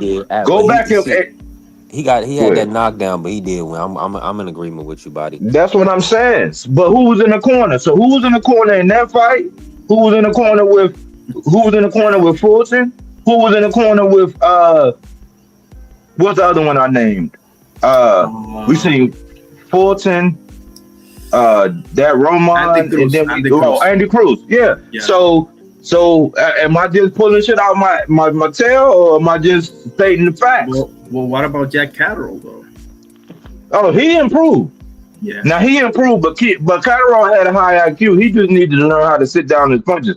Now that was a point that I did give him credit for. I said, now I seen the improvement with that. I did see an improvement with him sitting down on his punches. I did. So I give him credit for that. But we gotta look at the whole stable. We gotta look at all these guys. If they make adjustments, if what's said in the corner translates to them stepping up and making adjustments needed to turn up or get the victory. Interesting.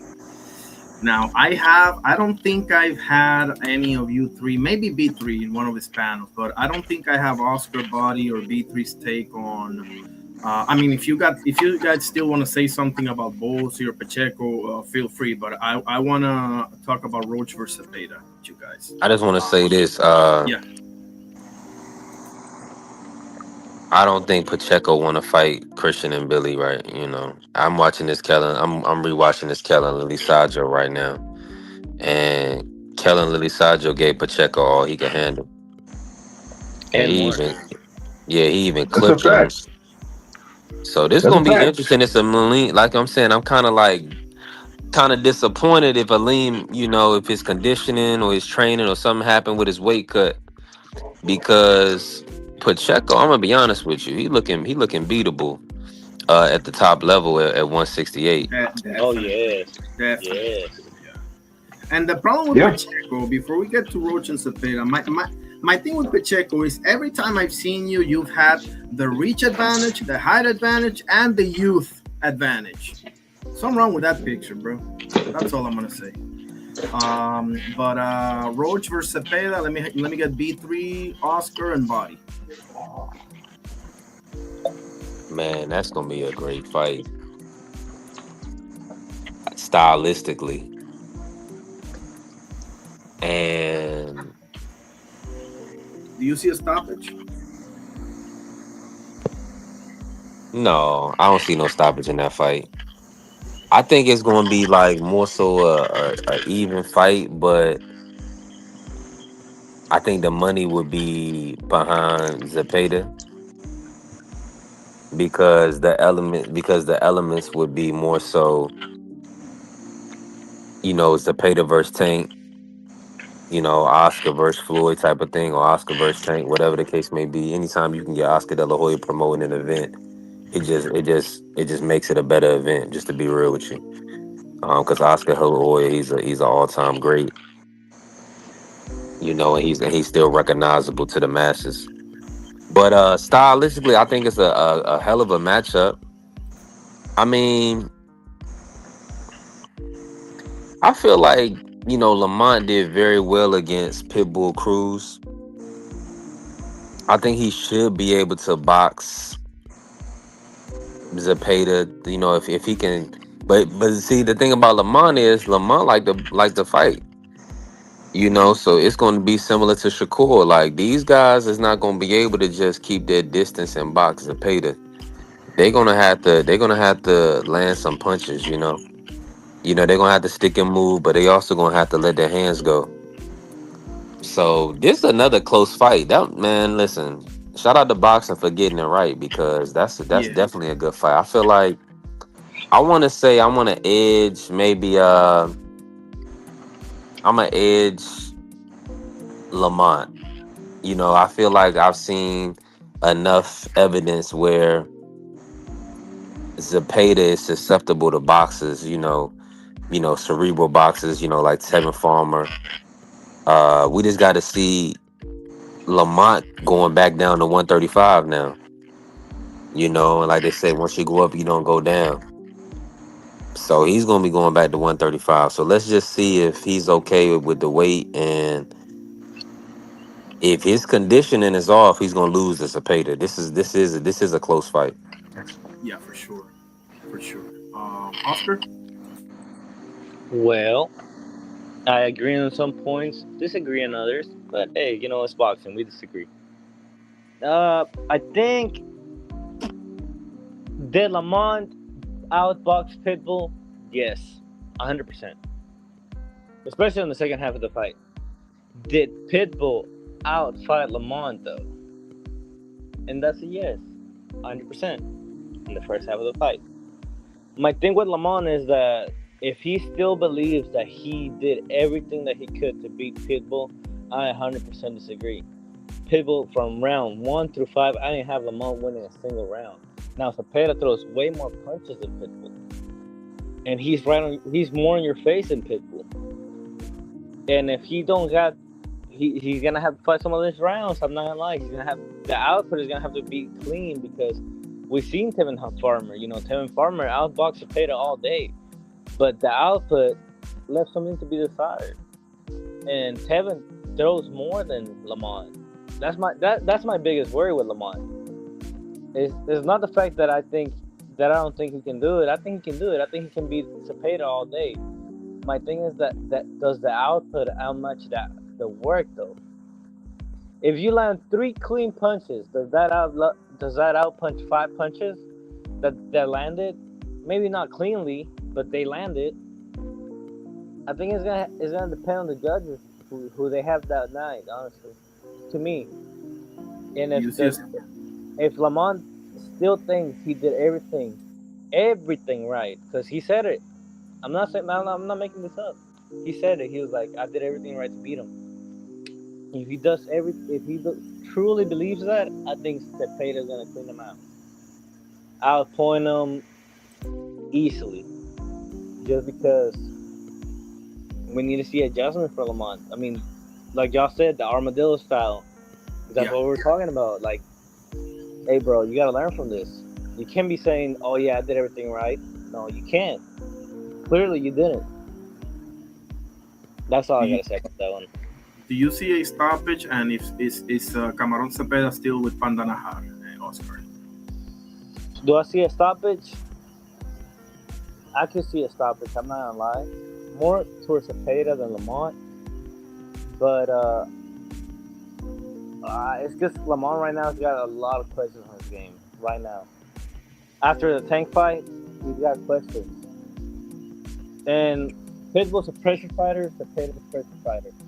They're both pressure fighters, but they're different at the same time. Yeah, absolutely. Because Pitbull he waits for the mistake. He wants you to throw before he can throw. Cepeda's right there in your face 24/7. Shakur had problems, and he's a way better boxer than Lamont. Yeah. It's like where do you lean the scale? I got a lot of questions on this fight, but if I had to lean to somebody, I lean towards Cepeda right now. From what I think. Cepeda is the ultimate machine gunner, and he is with Pandanajar, isn't he, Oscar? Yeah. Okay. Appreciate that. Bodywork? Man, for the everything but the prediction, it was almost like me and Oscar had a conversation, man, about this because everything he said about Lamont was pinpoint accurate, bro. What Lamont has to understand is that he's not just against you welcome. He's not just against William. It's just like he was not just against Isaac Pitbull Cruz. He was not just against Tank. He was against both of them and the business of boxing. Right? Because I'm the biggest Tank fan out here. I came out and I said, man, he won. I said, we going by the rules and we gonna keep everything honest. And we're gonna go by the scorecards and how you score a fight. Tank wasn't in the right headspace, whatever it was, he won. I kind of seen the same thing, but the business of boxing was not gonna let him get that decision against Isaac Pitbull Cruz. His father was upset with him because his father was jumping up and down saying, man, what the are you doing, man? Get back to boxing. If you would just box him. Because when he sent him in that tailspin and his glove touched the canvas, he was fighting a fight that he shouldn't have fought. Now, he did make Pitbull Cruz do something that we never seen before.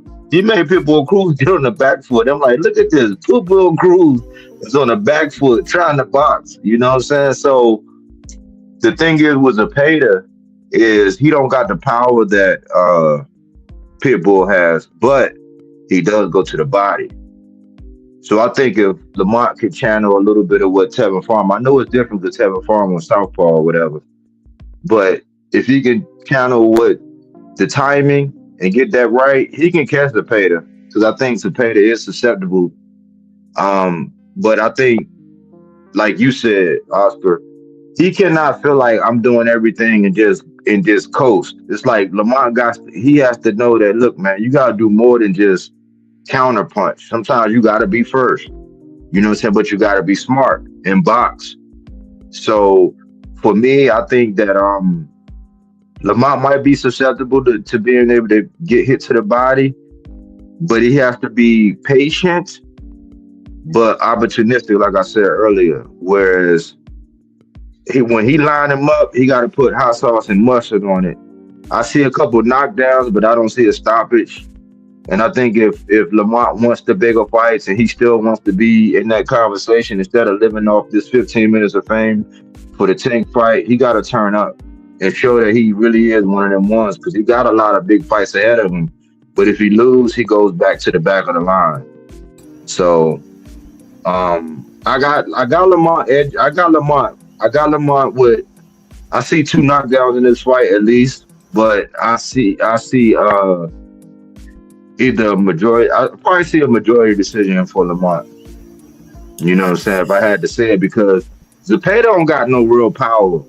And Yeah. this is the last thing I'm gonna say. This is gonna be a curveball for both of them. See, Lamar's going up against a guy who he was going against guys with power. Like Cruz got power, right? He catch you and he got a hell of a chin. Tank got a hell of a chin and he got power. That's okay. William Zepeda ain't got that kind of power. So I think he's gonna be more reluctant to stand in there and he just can't get outworked like how Leon Paro did Subriel Matias. He didn't beat Subriel Matias up. He outworked him. You know what I'm saying? So I think if Lamar get complacent and he decides to be second, he's going to lose based on volume alone. But if he turn up and sit down on his punches, he can knock him down and you know what I'm saying, and then outbox him and make Zepeda get desperate. And that's how I see that fight going. Plus, you don't need a lot of power to drop Cepeda. Tevin Farmer proved that. You just got to catch him. Right. And I think Tevin Farmer won that first fight. I think he got pickpocketed on that first fight. Me too, definitely. Didn't he drop him once or twice? Yeah, he dropped. Yeah, twice. Mm-hmm. I think we might have a fight of the year contender, and I love the fact that neither guy is coming off a win. You know, Cepeda's coming off of losing to Shakur, and Roach is coming off the 2 draws. So both guys leads me to believe that both guys are going to be hungry with a chip on their shoulder. You know, are going to go for it. With that being said, I think Roach needs to get Cepeda's respect early. He needs to hit him with something to make him think that I can't just go at this guy. I gotta be a little more methodical in my approach. Otherwise, Cepeda might just overwhelm him. Can I say one last thing, though? Yeah. Can I say one last thing? B3 brought up a great point, too, though. That going back down in weight, because Lamont was looking like he was really filling out. Like, he was he looking brolic. He was looking kind of brolic. So cutting that down, if you got to cut any muscle, his conditioning might go. And with an output like Zepeda, you know what I'm saying, that could be a factor. We got to look at the weigh-in and look at how they look at the weigh-ins, you know what I'm saying? But, like, that was a good point I meant to chime in. And the other point was, when I said it was a change of a curveball for both of them, I spoke on how it was a curveball for Zepeda. I mean, for Lamont Roach, dealing with the power and the chin of Tank and Cruz, but also it's a change of pace for Zepeda because Lamont is not as elusive as Shakur, so it's not going to be as hard to hit him. So he'll probably find more success in being able to touch Lamont, but he's also going to have to worry about the little the power, the unestimated power that Lamont got, because Lamont got some power. Lamont can crank you. You know what I'm saying? If he catch you, you know what I'm saying. So that's all I wanted to add. But I think it's a great matchup. This is a great matchup, man. I don't know who's gonna win, like for sure. I'm just leaning towards Lamont, but like it's a lot of factors in this to where this could be the fight of the year. Yeah, it's definitely the fight that I didn't know I needed. That's exactly. I didn't know I needed. You know what exactly. I mean? Like the matchup is beautifully. The coming up is beautifully. They're both coming off a loss. They both got to prove a point. Lamont got to prove a point, especially. Cepeda got to, he got to prove a point because if not, he's washed. And he was just a hype job, especially because the hype that Shakur has right now, like, oh, he only fights bumps and all this and that. But I think, but like Body said though, like I didn't know he said, like it's almost like we talk to each other, you know what I mean? Except on the outcome, but it's almost like we talk to each other, and it's like if Lamont gets complacent and just chooses where to fight and where to throw punches, he is gonna lose the fight because he is going against the Body of business. Sadly, that's the crude reality of the sport. It's like when Virgil fought Boychuk. Mm-hmm. Like we saw what I saw. I saw Boychuk. Yeah. You know what I'm saying? Boychuk should have got his hand raised with 2 drops, but the business of boxing was like, Exactly. We just seen it with Rico and we seen it with Rico and Usyk. The business of boxing was like, You got to know when you're going up against the business of boxing, doing just enough and saying, "Oh yeah, I'm outboxing clearly and being confident," because the business of boxing might say Yeah, something that ain't else. gonna do it. That ain't gonna do it. Now, is this like this fight? I like to compare it to like Sergio Martinez and Paul Williams one.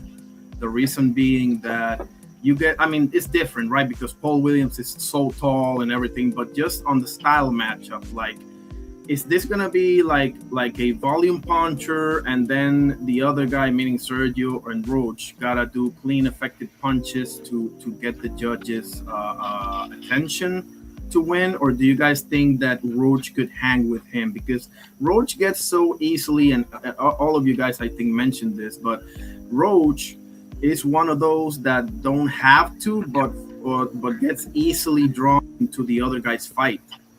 Is I see that consistently. So if that happens, which and I think it will happen, do you guys think that he can pull it off anyway? Is what I'm asking. I'm gonna say like this: if Roach gets touched, like Shakur got touched, he's he's gonna make it worse for himself. Simple, clean cut, simple. It's like if Okay. if Roach gets touched, like Shakur got touched, he's gonna try to get his get back, and that's not gonna work on his favor. He's gonna be looking for this perfect shot, and because we've seen it happen with Roach too. You know, at 130, it's not like we haven't, and it's like, and not just on the loss. I'm talking about the wins also. Like once he got touched, he went into the other guy's game, and he tried to get his get back. And sometimes he did, sometimes he didn't, and they cost him the fight. And then but it also won him the fight. And Zepeda don't like Buddy said, he don't got power. He don't got power like that to put you out. He got volume, he got pressure, but he don't got power. So it's a 50-50 for me. Yeah. Well, this is what I'll say. It's gonna come down to body work once again. Because if you look at that second fight with Tevin Farmer and Williams Zepeda, I don't know how Tevin Farmer survived that shit.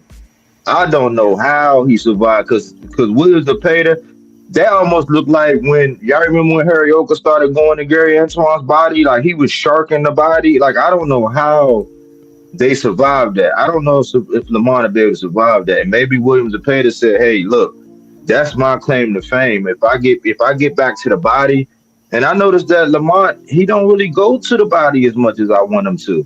But in boxing, I noticed that noticeable head shots, like when you could pop somebody head back or make the sweat fly off of somebody, they treat that way more, or they score that way more than the body. Now, if you go to the body, it just you got to be effective enough to where you slow your guy down, and where like in the seventh, eighth, ninth, it's clearly like the output ain't there. Like how at the end of who was that recently? Shoo Shoo. The way that dude went to Shoo Shoo body, man, right at the end, like if he would have done that like in Yeah. the fourth, fifth round, Shoo Shoo would have got knocked out. You know what I'm saying? Palacio. So it comes down to the body work. If Zepeda starts sharking that body the way he did Tevin Farmer, Lamont, it might be over. He could do it. So body work will be a factor, man. I love it. I think Unless that go anybody, both ways. I'm hoping that Lamont would dig to the body as well to try to slow Zepeda down a little bit. yeah, yeah. If he can hit him with a body shot early, Yeah, he has to. I mean, it's not that definitely. that he can or not. He has to. Yeah. Like we say, like the volume though, like the volume. I know it seems slight right now, but the volume, especially going against Golden Boy, like you said, that Golden Boy made every promotion better. Yes, but it also goes towards his fighters. The volume is gonna have to be a big deal of it. 100%. I want to shift to Mosi Tama and Phil Hergovich. Hmm. Let me get B3, Body, and Oscar.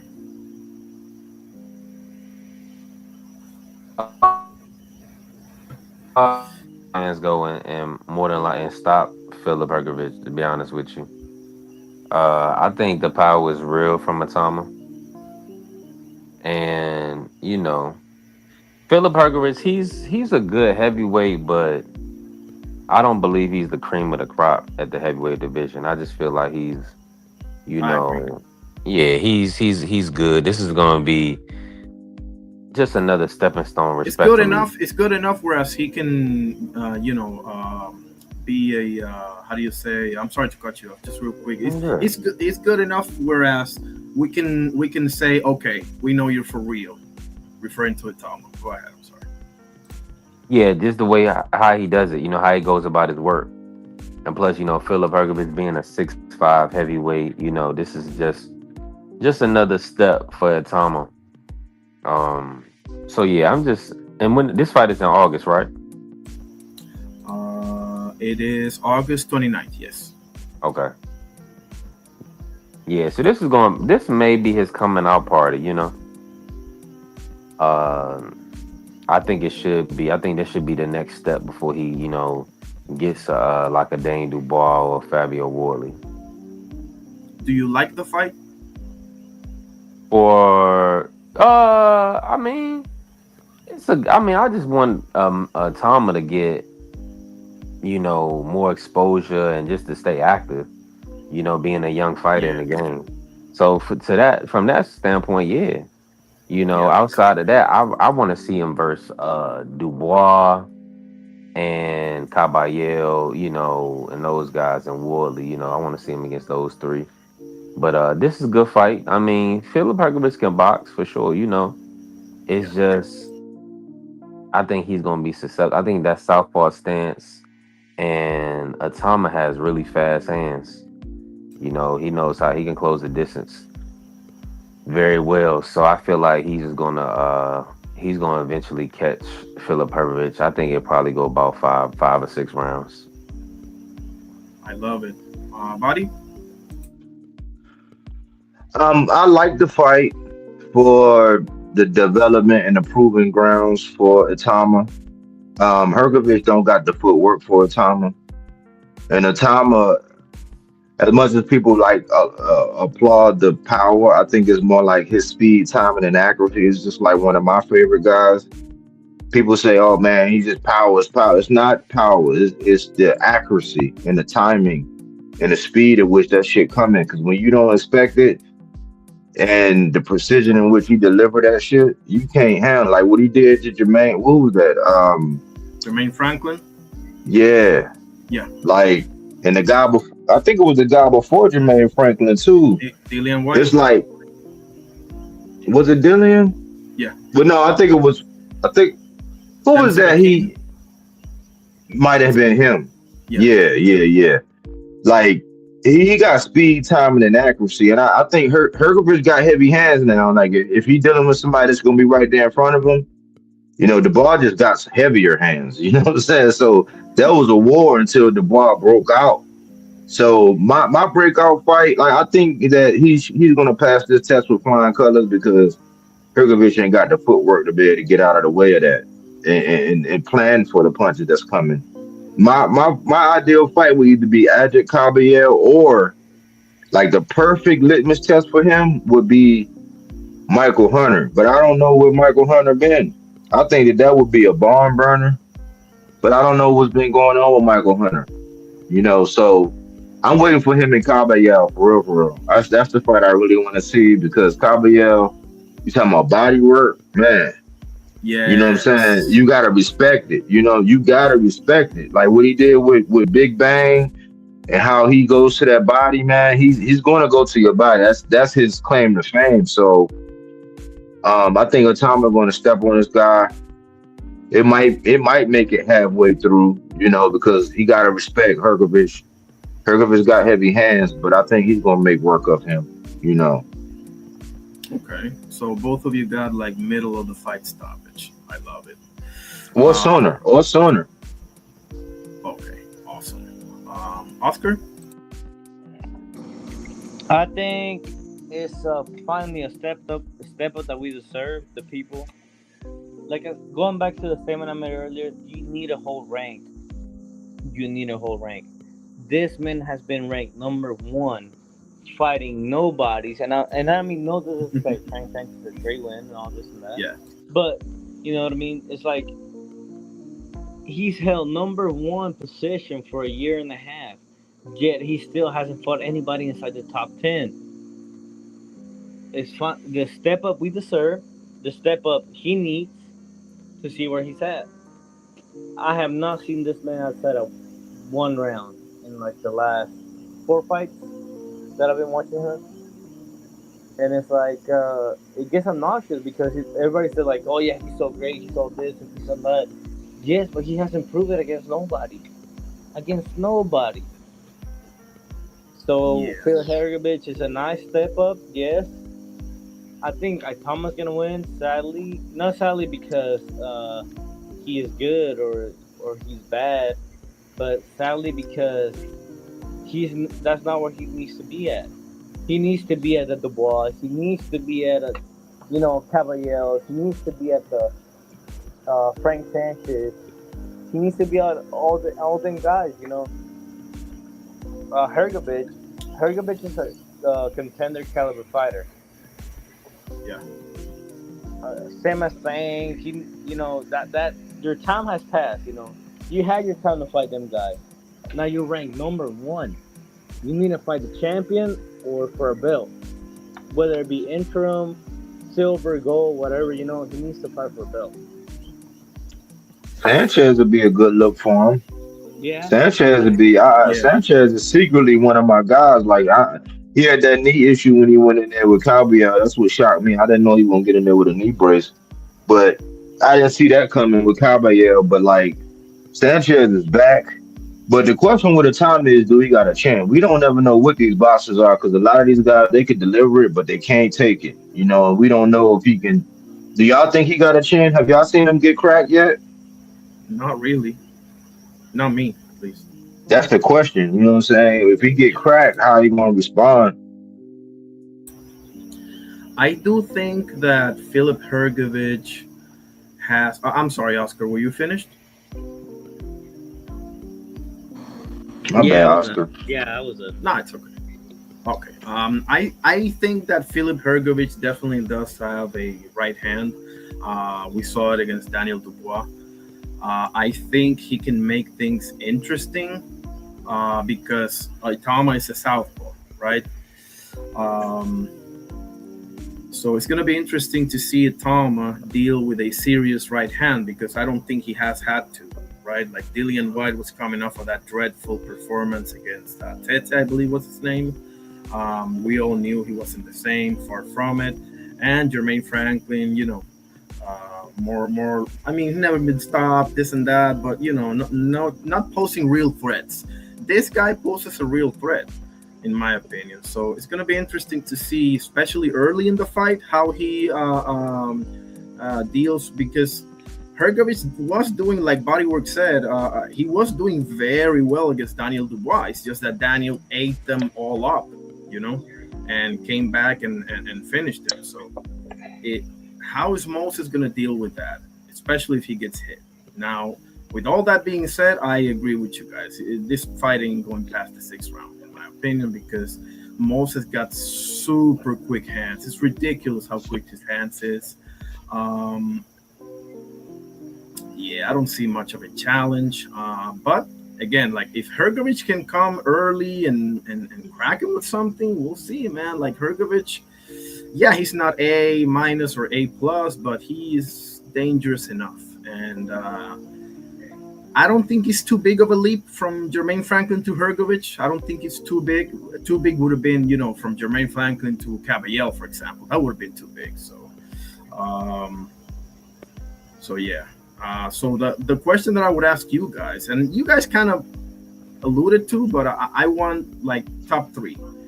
He gets, let's say that what you guys said happens, right? I don't know if Oscar agrees. I don't think I heard a prediction from Oscar, but let's say that what you guys said happened, stoppage, 3, 4, 5, 6 rounds. Who should he fight next? Because in my opinion, it should be either Fabio Wardley, Daniel Dubois, or Jit Caballero. Maybe Frank Sanchez. I'll give you that one as well. You saying if Itama wins? Yeah. He needs to fight for the belt. It's the same pressure Canelo had because the guy was ranked number 1. He needs to fight either for an interim belt, or he needs to fight for the full belt. Regardless, this guy, he is young. He hasn't fought the opposite. He hasn't fought all this. He hasn't fought all that. I agree with that, and 100% I agree with it.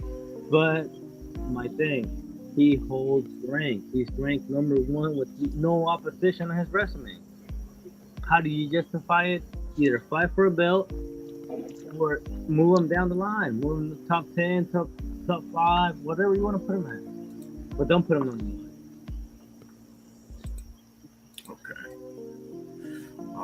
Body? I would say 1A and 1B, or 1B and 1A would be Frank Sanchez, Ajak Cabriel, and then a Daniel Dubois, because I think him and Fabio Wardley are in the same camp, so I don't think we'll ever see that. I mean, unless they like, man, it's for a bag. I don't think we'll ever see that. I mean, unless it's down the road or some Creed 3, Creed 4 type stuff start happening. I don't know, but I would love to see him against Frank Sanchez or Ajak Cabriel. That'll really be the next one if he get past this guy. Interesting. I think B3 dropped off. Let me ask you guys. Okay, do fellas, you I like? gotta go, but thank you for Appreciate you, bro. me. God bless, bro. B3 Body, thank you for being on. Salute, Oscar, man. Have a good one. Appreciate Great you, bro. boxing mind, man. Great boxing mind, man. For sure, that's my homie right there. Do you like what you're seeing about Teremoana, bro? It comes across as gimmicky, but he's definitely athletic. He's definitely an entertainer. Some of it's like gimmicky because I want to see him against. I really want to see him against somebody. Like I want to see him. I want to see him step up some more. But I like him. It's nothing not to like about him. He's the entertaining guy, good energy, athletic, entertaining style. There's nothing not to like about the guy so far. I just want to see him step up. Definitely. He ain't got that many fights, but yeah, I'm with you. He's fighting some guy named Savage on. I just saw it right here. Okay, August 12th over in Australia. Okay. What you think about Rolly and Tio, man? Man, Tio used to be one of my guys, man.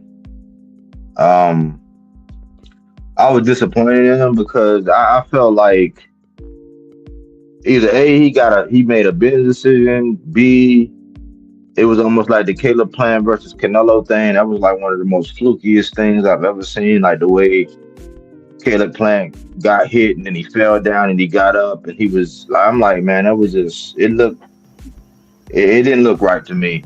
And I think the Mafia told him like, yeah, you can win this fight, but you better not win this fight. And we've seen T.O. sell out. We know T.O. is athletic. You can't tell me that front foot placement and a jab will keep him at bay. The only thing is, I was never really high on Rolly, but Rolly has matured. He's with Silas. He's in the gym with Joseph Brown, the young Joseph Brown, one of the best kept secrets at 154. They both got a like a martial arts background. So he's gelling with him and David Morrell, even though we've seen what happened with David Morrell, but just the fact that he's sparring with them guys and learning with those guys, and he got Silas that can, show him how to be patient, like the way he was with Ryan. I kind of think T.O. is he's at a crossroads. Now he told us this before. He's like, if I lose, then blah blah blah. And then he went out there. He just did not sell out. He didn't go out on the shield. A jab kept him at bay. We know that Shakur ain't cracking like that. So I don't know. Like I'm kind of thinking Rolly got it because I think Rolly is mature. I don't know. I don't even know if I'll bet on this fight because I just don't know. T.O. is a roller coaster. We've been knowing that, he's an up and down fighter. But the one stat that jumps out is when he's moving up or when he's challenging a champion for his title, he turns up. He really performs when he's doing that. So his father kind of took some blame and saying it was my fault. But I was like, at some point, when he said you're gonna hate yourself in the morning, I thought that was right as rain. It's like you're gonna hate yourself being in there with your core with all the spotlight on it. You don't let your hands go. Sell out. What's the worst thing you do? Drop you? What I mean, you're not Padley, who was coming off a short notice, so it's like you didn't sell out. So I think Rolly got more than enough power to crack him, and this gonna look like him and Steve Claggett, or maybe worse if T.O. don't turn up on this man. You don't see T.O. Taylor playing out? No, I think Rolly hit harder than Taylor at that point. You know what I'm saying? Rolly will rough you up. Like Rolly is a tough customer. He'll forearm you. You know what I'm saying? It's gonna be ugly. You know what I'm saying? It's gonna get ugly in there. True. Last one would be Ryan Garcia versus Conor Benn, bro. Ryan gonna stop Conor Benn. Absolutely. He gonna stop him, man. Conor Benn ain't been. I used to be high on Conor Benn. Then the egg situation happened, just like Alicia. Her situation, and I wasn't high on them. And Conor Benn has not looked the same since. Like that guy that fought Chris Algieri, and all those fights before Chris Algieri, that guy has not shown up since. I think he's what B3 spoke of earlier. He's coming back down in weight. I think he's gonna be hurting bad for having to cut that weight. And I think Ryan's finally he matured in a sense. He's matured in a sense, in a boxing sense anyway. We always know he does what he do outside the ring, but like he has a real amateur pedigree. He's not just living off the name of his father. He got a real set of skills like that you got to deal with. You got to deal with not just the left hook, but you got to deal with that right hand too. That shit is just as dangerous. So I don't think, and then we seen glimpses of him struggling a little bit with Regis. Regis had his moments, and we know Regis. He ain't the Regis. He ain't prime Regis. So he ain't the Regis of Josh Taylor and none of that. No. Yeah. So I got Ryan stopping Conor Benn. I got it the same. The only thing, because Ryan does get hit, right? He got hit by Luke Campbell, he got hit by Tank, so on and Rolly, and so on and so forth. So if Conor Benn can crack him early, that's my only concern, because Ryan ain't the most consistent dude anyway. These guys are almost they're almost mirror images of each other, but Ryan's been in there with way better opposition than Conor Benn has. Ryan knows what it's like to be in there with a top level fighter, aka Devin Haney, Tank Davis, Rolly Romero, if you want to put Barrios in there and so on. Conor Benn doesn't really have that. His best win is a weight drain 30-some-year-old Eubank Jr. that wasn't even that good anyway, and he's 1-1 against him. So definitely Ryan, but if Conor Benn can crack him, we might see a replay of the Rolly fight. I wouldn't be shocked if that happens. I would be pissed, but not shocked. It's Ryan by stoppage. Do you think? I would be surprised if it makes it the 12 rounds, though. I don't think this fight's gonna make it 12. No, I don't think. I don't think it's going a distance. Only thing I can say with this might look a little bit like how him and Duarte looked a little bit, what I'm saying, in the beginning, until Ryan be like, all right, man, fuck this, man. I'm gonna stop playing with this dude. But I don't think Conor Benn is that technically sound, man. And I think it was a travesty how I don't even see why Eubanks did that, man. That's his only claim to fame. It's like you had to drain that man. That man could have got really hurt. He could have got hurt bad, man, with him that weight cut like that. He had no business taking that. So I think he's living off that hype. But again, we haven't seen Conor Benn in that form that he was when he was a killer. Like back when I thought he really might have had a shot with Boots or some of these other guys, like when they all was calling out Sean Porter. Like I haven't seen that Conor Benn since the egg situation. Yeah, me neither. Far from it, actually. And you made a great point with the weight also. I think it's going to be super entertaining, though. I don't think there's a chance that we're gonna get like a boring fight or anything like that. I think we're probably not gonna get a super technical fight or anything like that, but I think it's gonna be super entertaining, man. I might not, I wouldn't be surprised if they exchange knockdowns actually, you know. Um, Man, looks good, man. How about to wrap it up, bro? You want to do any closing statements? No, I just yeah, man, great show, man. You reminded me earlier, man. It's a breath of fresh air when you talk to somebody, and regardless of the politics, regardless of the affiliation, I know you rep for your Puerto Ricans, but what I've seen and what I recall, even when you came over there on my channel, man, you keep it 100, and that's rare. You know what I'm saying? That's rare where you just say, like, even the way Oscar and B3 was talking earlier, like it's rare to where it ain't no politics involved. It ain't because you like your guys, you like who you like, but you still gonna say what it is. You know what I'm saying? Like I like that, man. Don't change on that. But my closing thing to you is, man, just give me your thoughts on two fights. Two fights.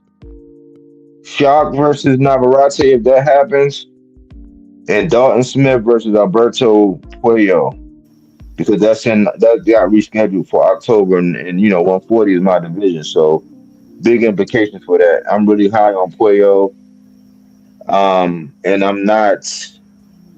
I like Dalton Smith and what he bring. He definitely got cojones, but I don't. When you deal with a skilled boxer like that, I don't know. But I just get your thoughts on that, man, and we can close it out.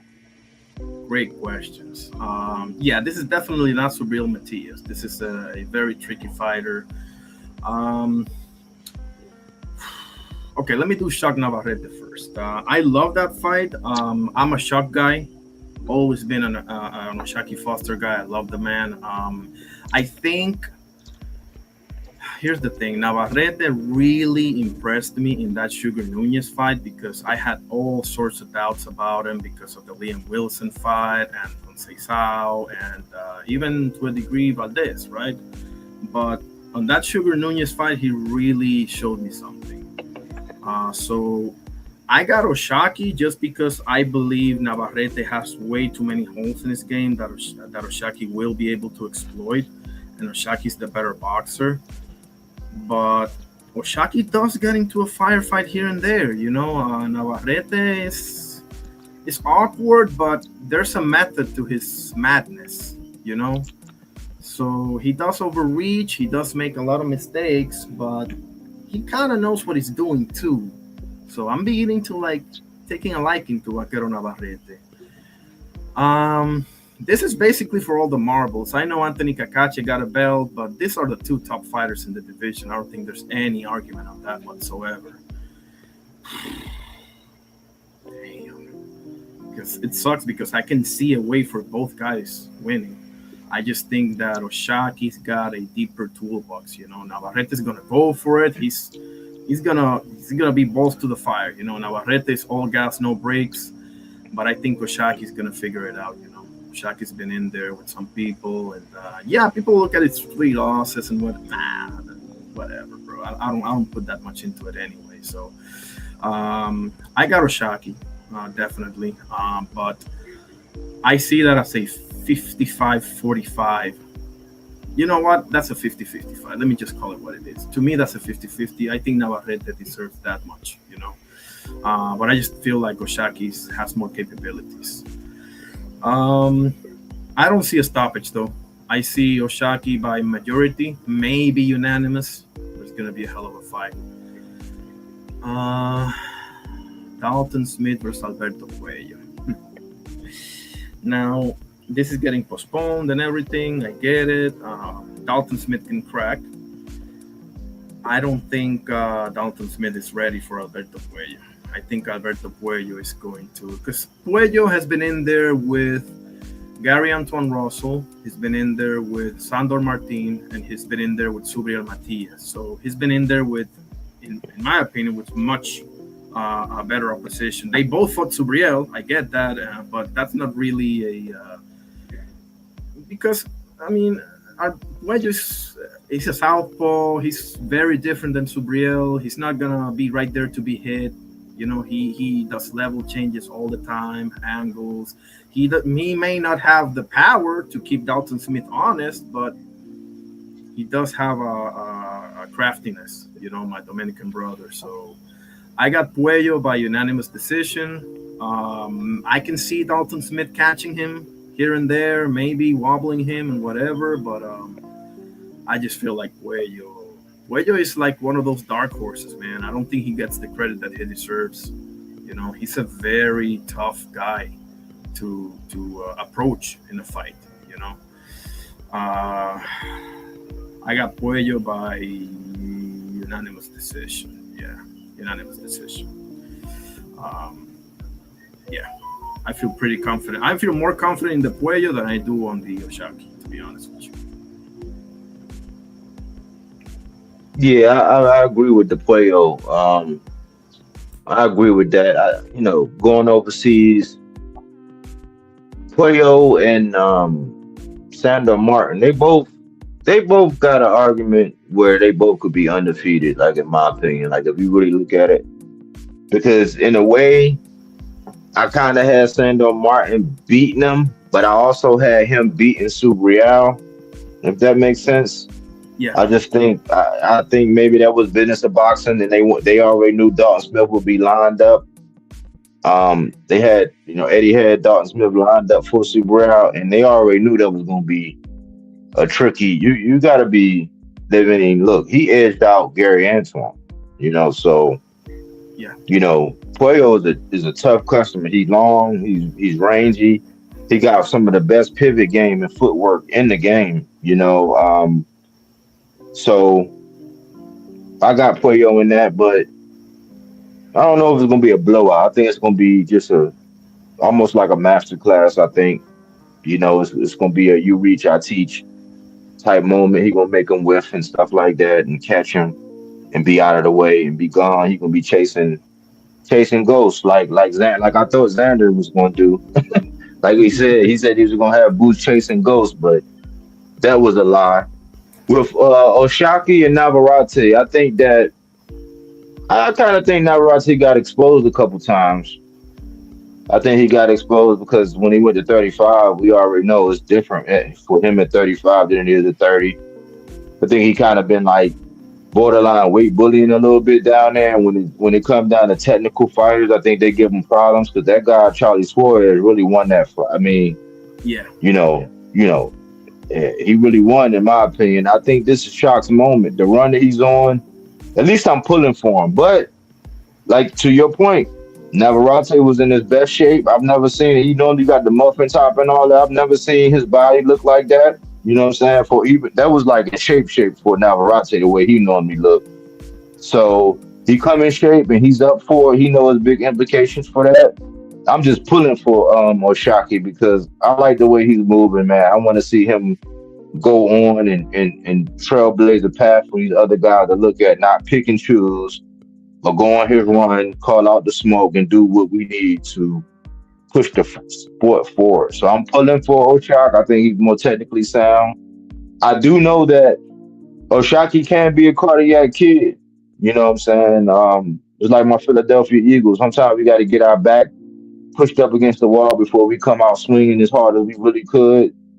I think Oshaki need to come out, get his respect early, and then he can box his way to victory. You know what I'm saying? And make Navarrete get even more desperate. So I got Oshaki and I got Puello. But good show, bro. Good show. I'm gonna come by more often, man. I'm gonna get away from some of the places and things I was doing. I'm gonna come over here. If I'm not live, I'll probably come over here. I like the atmosphere, man. Just like talking to you and Cass earlier. I like that environment where y'all just realists, y'all straight shooters. You know what I'm saying? It ain't no, I can't say this because I'm gonna offend this people. It's like, no, it is what it is. So I appreciate that, man. Yeah, man. Like you gotta. I've been in panels, bro, where it's so toxic that I'm like, nah, bro, this is not what this is. You know, like if you can't handle somebody saying something you don't like, this is not for you, bro. This is not for you. You know. Um, and thank you for saying that about keeping it 100 because that's so important. You know, like we're talking about boxing. We're not fighting on a war here. We're not going. No, Mm-hmm. you know. So I appreciate you, bro, and keep building. And put your link up in the chat, bro, so people can know about you and follow you. Let me go ahead and mod you up as well if I haven't already. Um, and needless to say, bro, you're welcome in here anytime. Okay. All right, brother, man. Enjoy your weekend. Enjoy the fights, man. We'll link up later. You too, bro. God bless. All right, man. Likewise. Peace. That's my brother Bodywork Boxing, my brother Oscar Perez, and my brother B3 Picks TV. Um, gracing me with their presence in the panel. I was so blessed today. Knowledgeable people, high level boxing talk, just the way we do it here in Irony Boxing. Ladies and gentlemen, I'm going to wrap it up right now. Let me pause this and I will end it, excuse me, with the Lord's Prayer as always. In the name of the Father, Son, Holy Spirit. Our Father who art in heaven, hallowed be thy name. Thy kingdom come, thy will be done on earth as it is in heaven. Give us this day our daily bread, and forgive us our trespasses as we forgive those who trespass against us. And lead us not into temptation, but deliver us from evil. For thine is the kingdom and the power and the glory forever and ever. Amen. In the name of the Father, Son, Holy Spirit. Thank you, God, for everything. God bless every single one of you that joined me in the chat and in the panel. Here's my brother's link right there.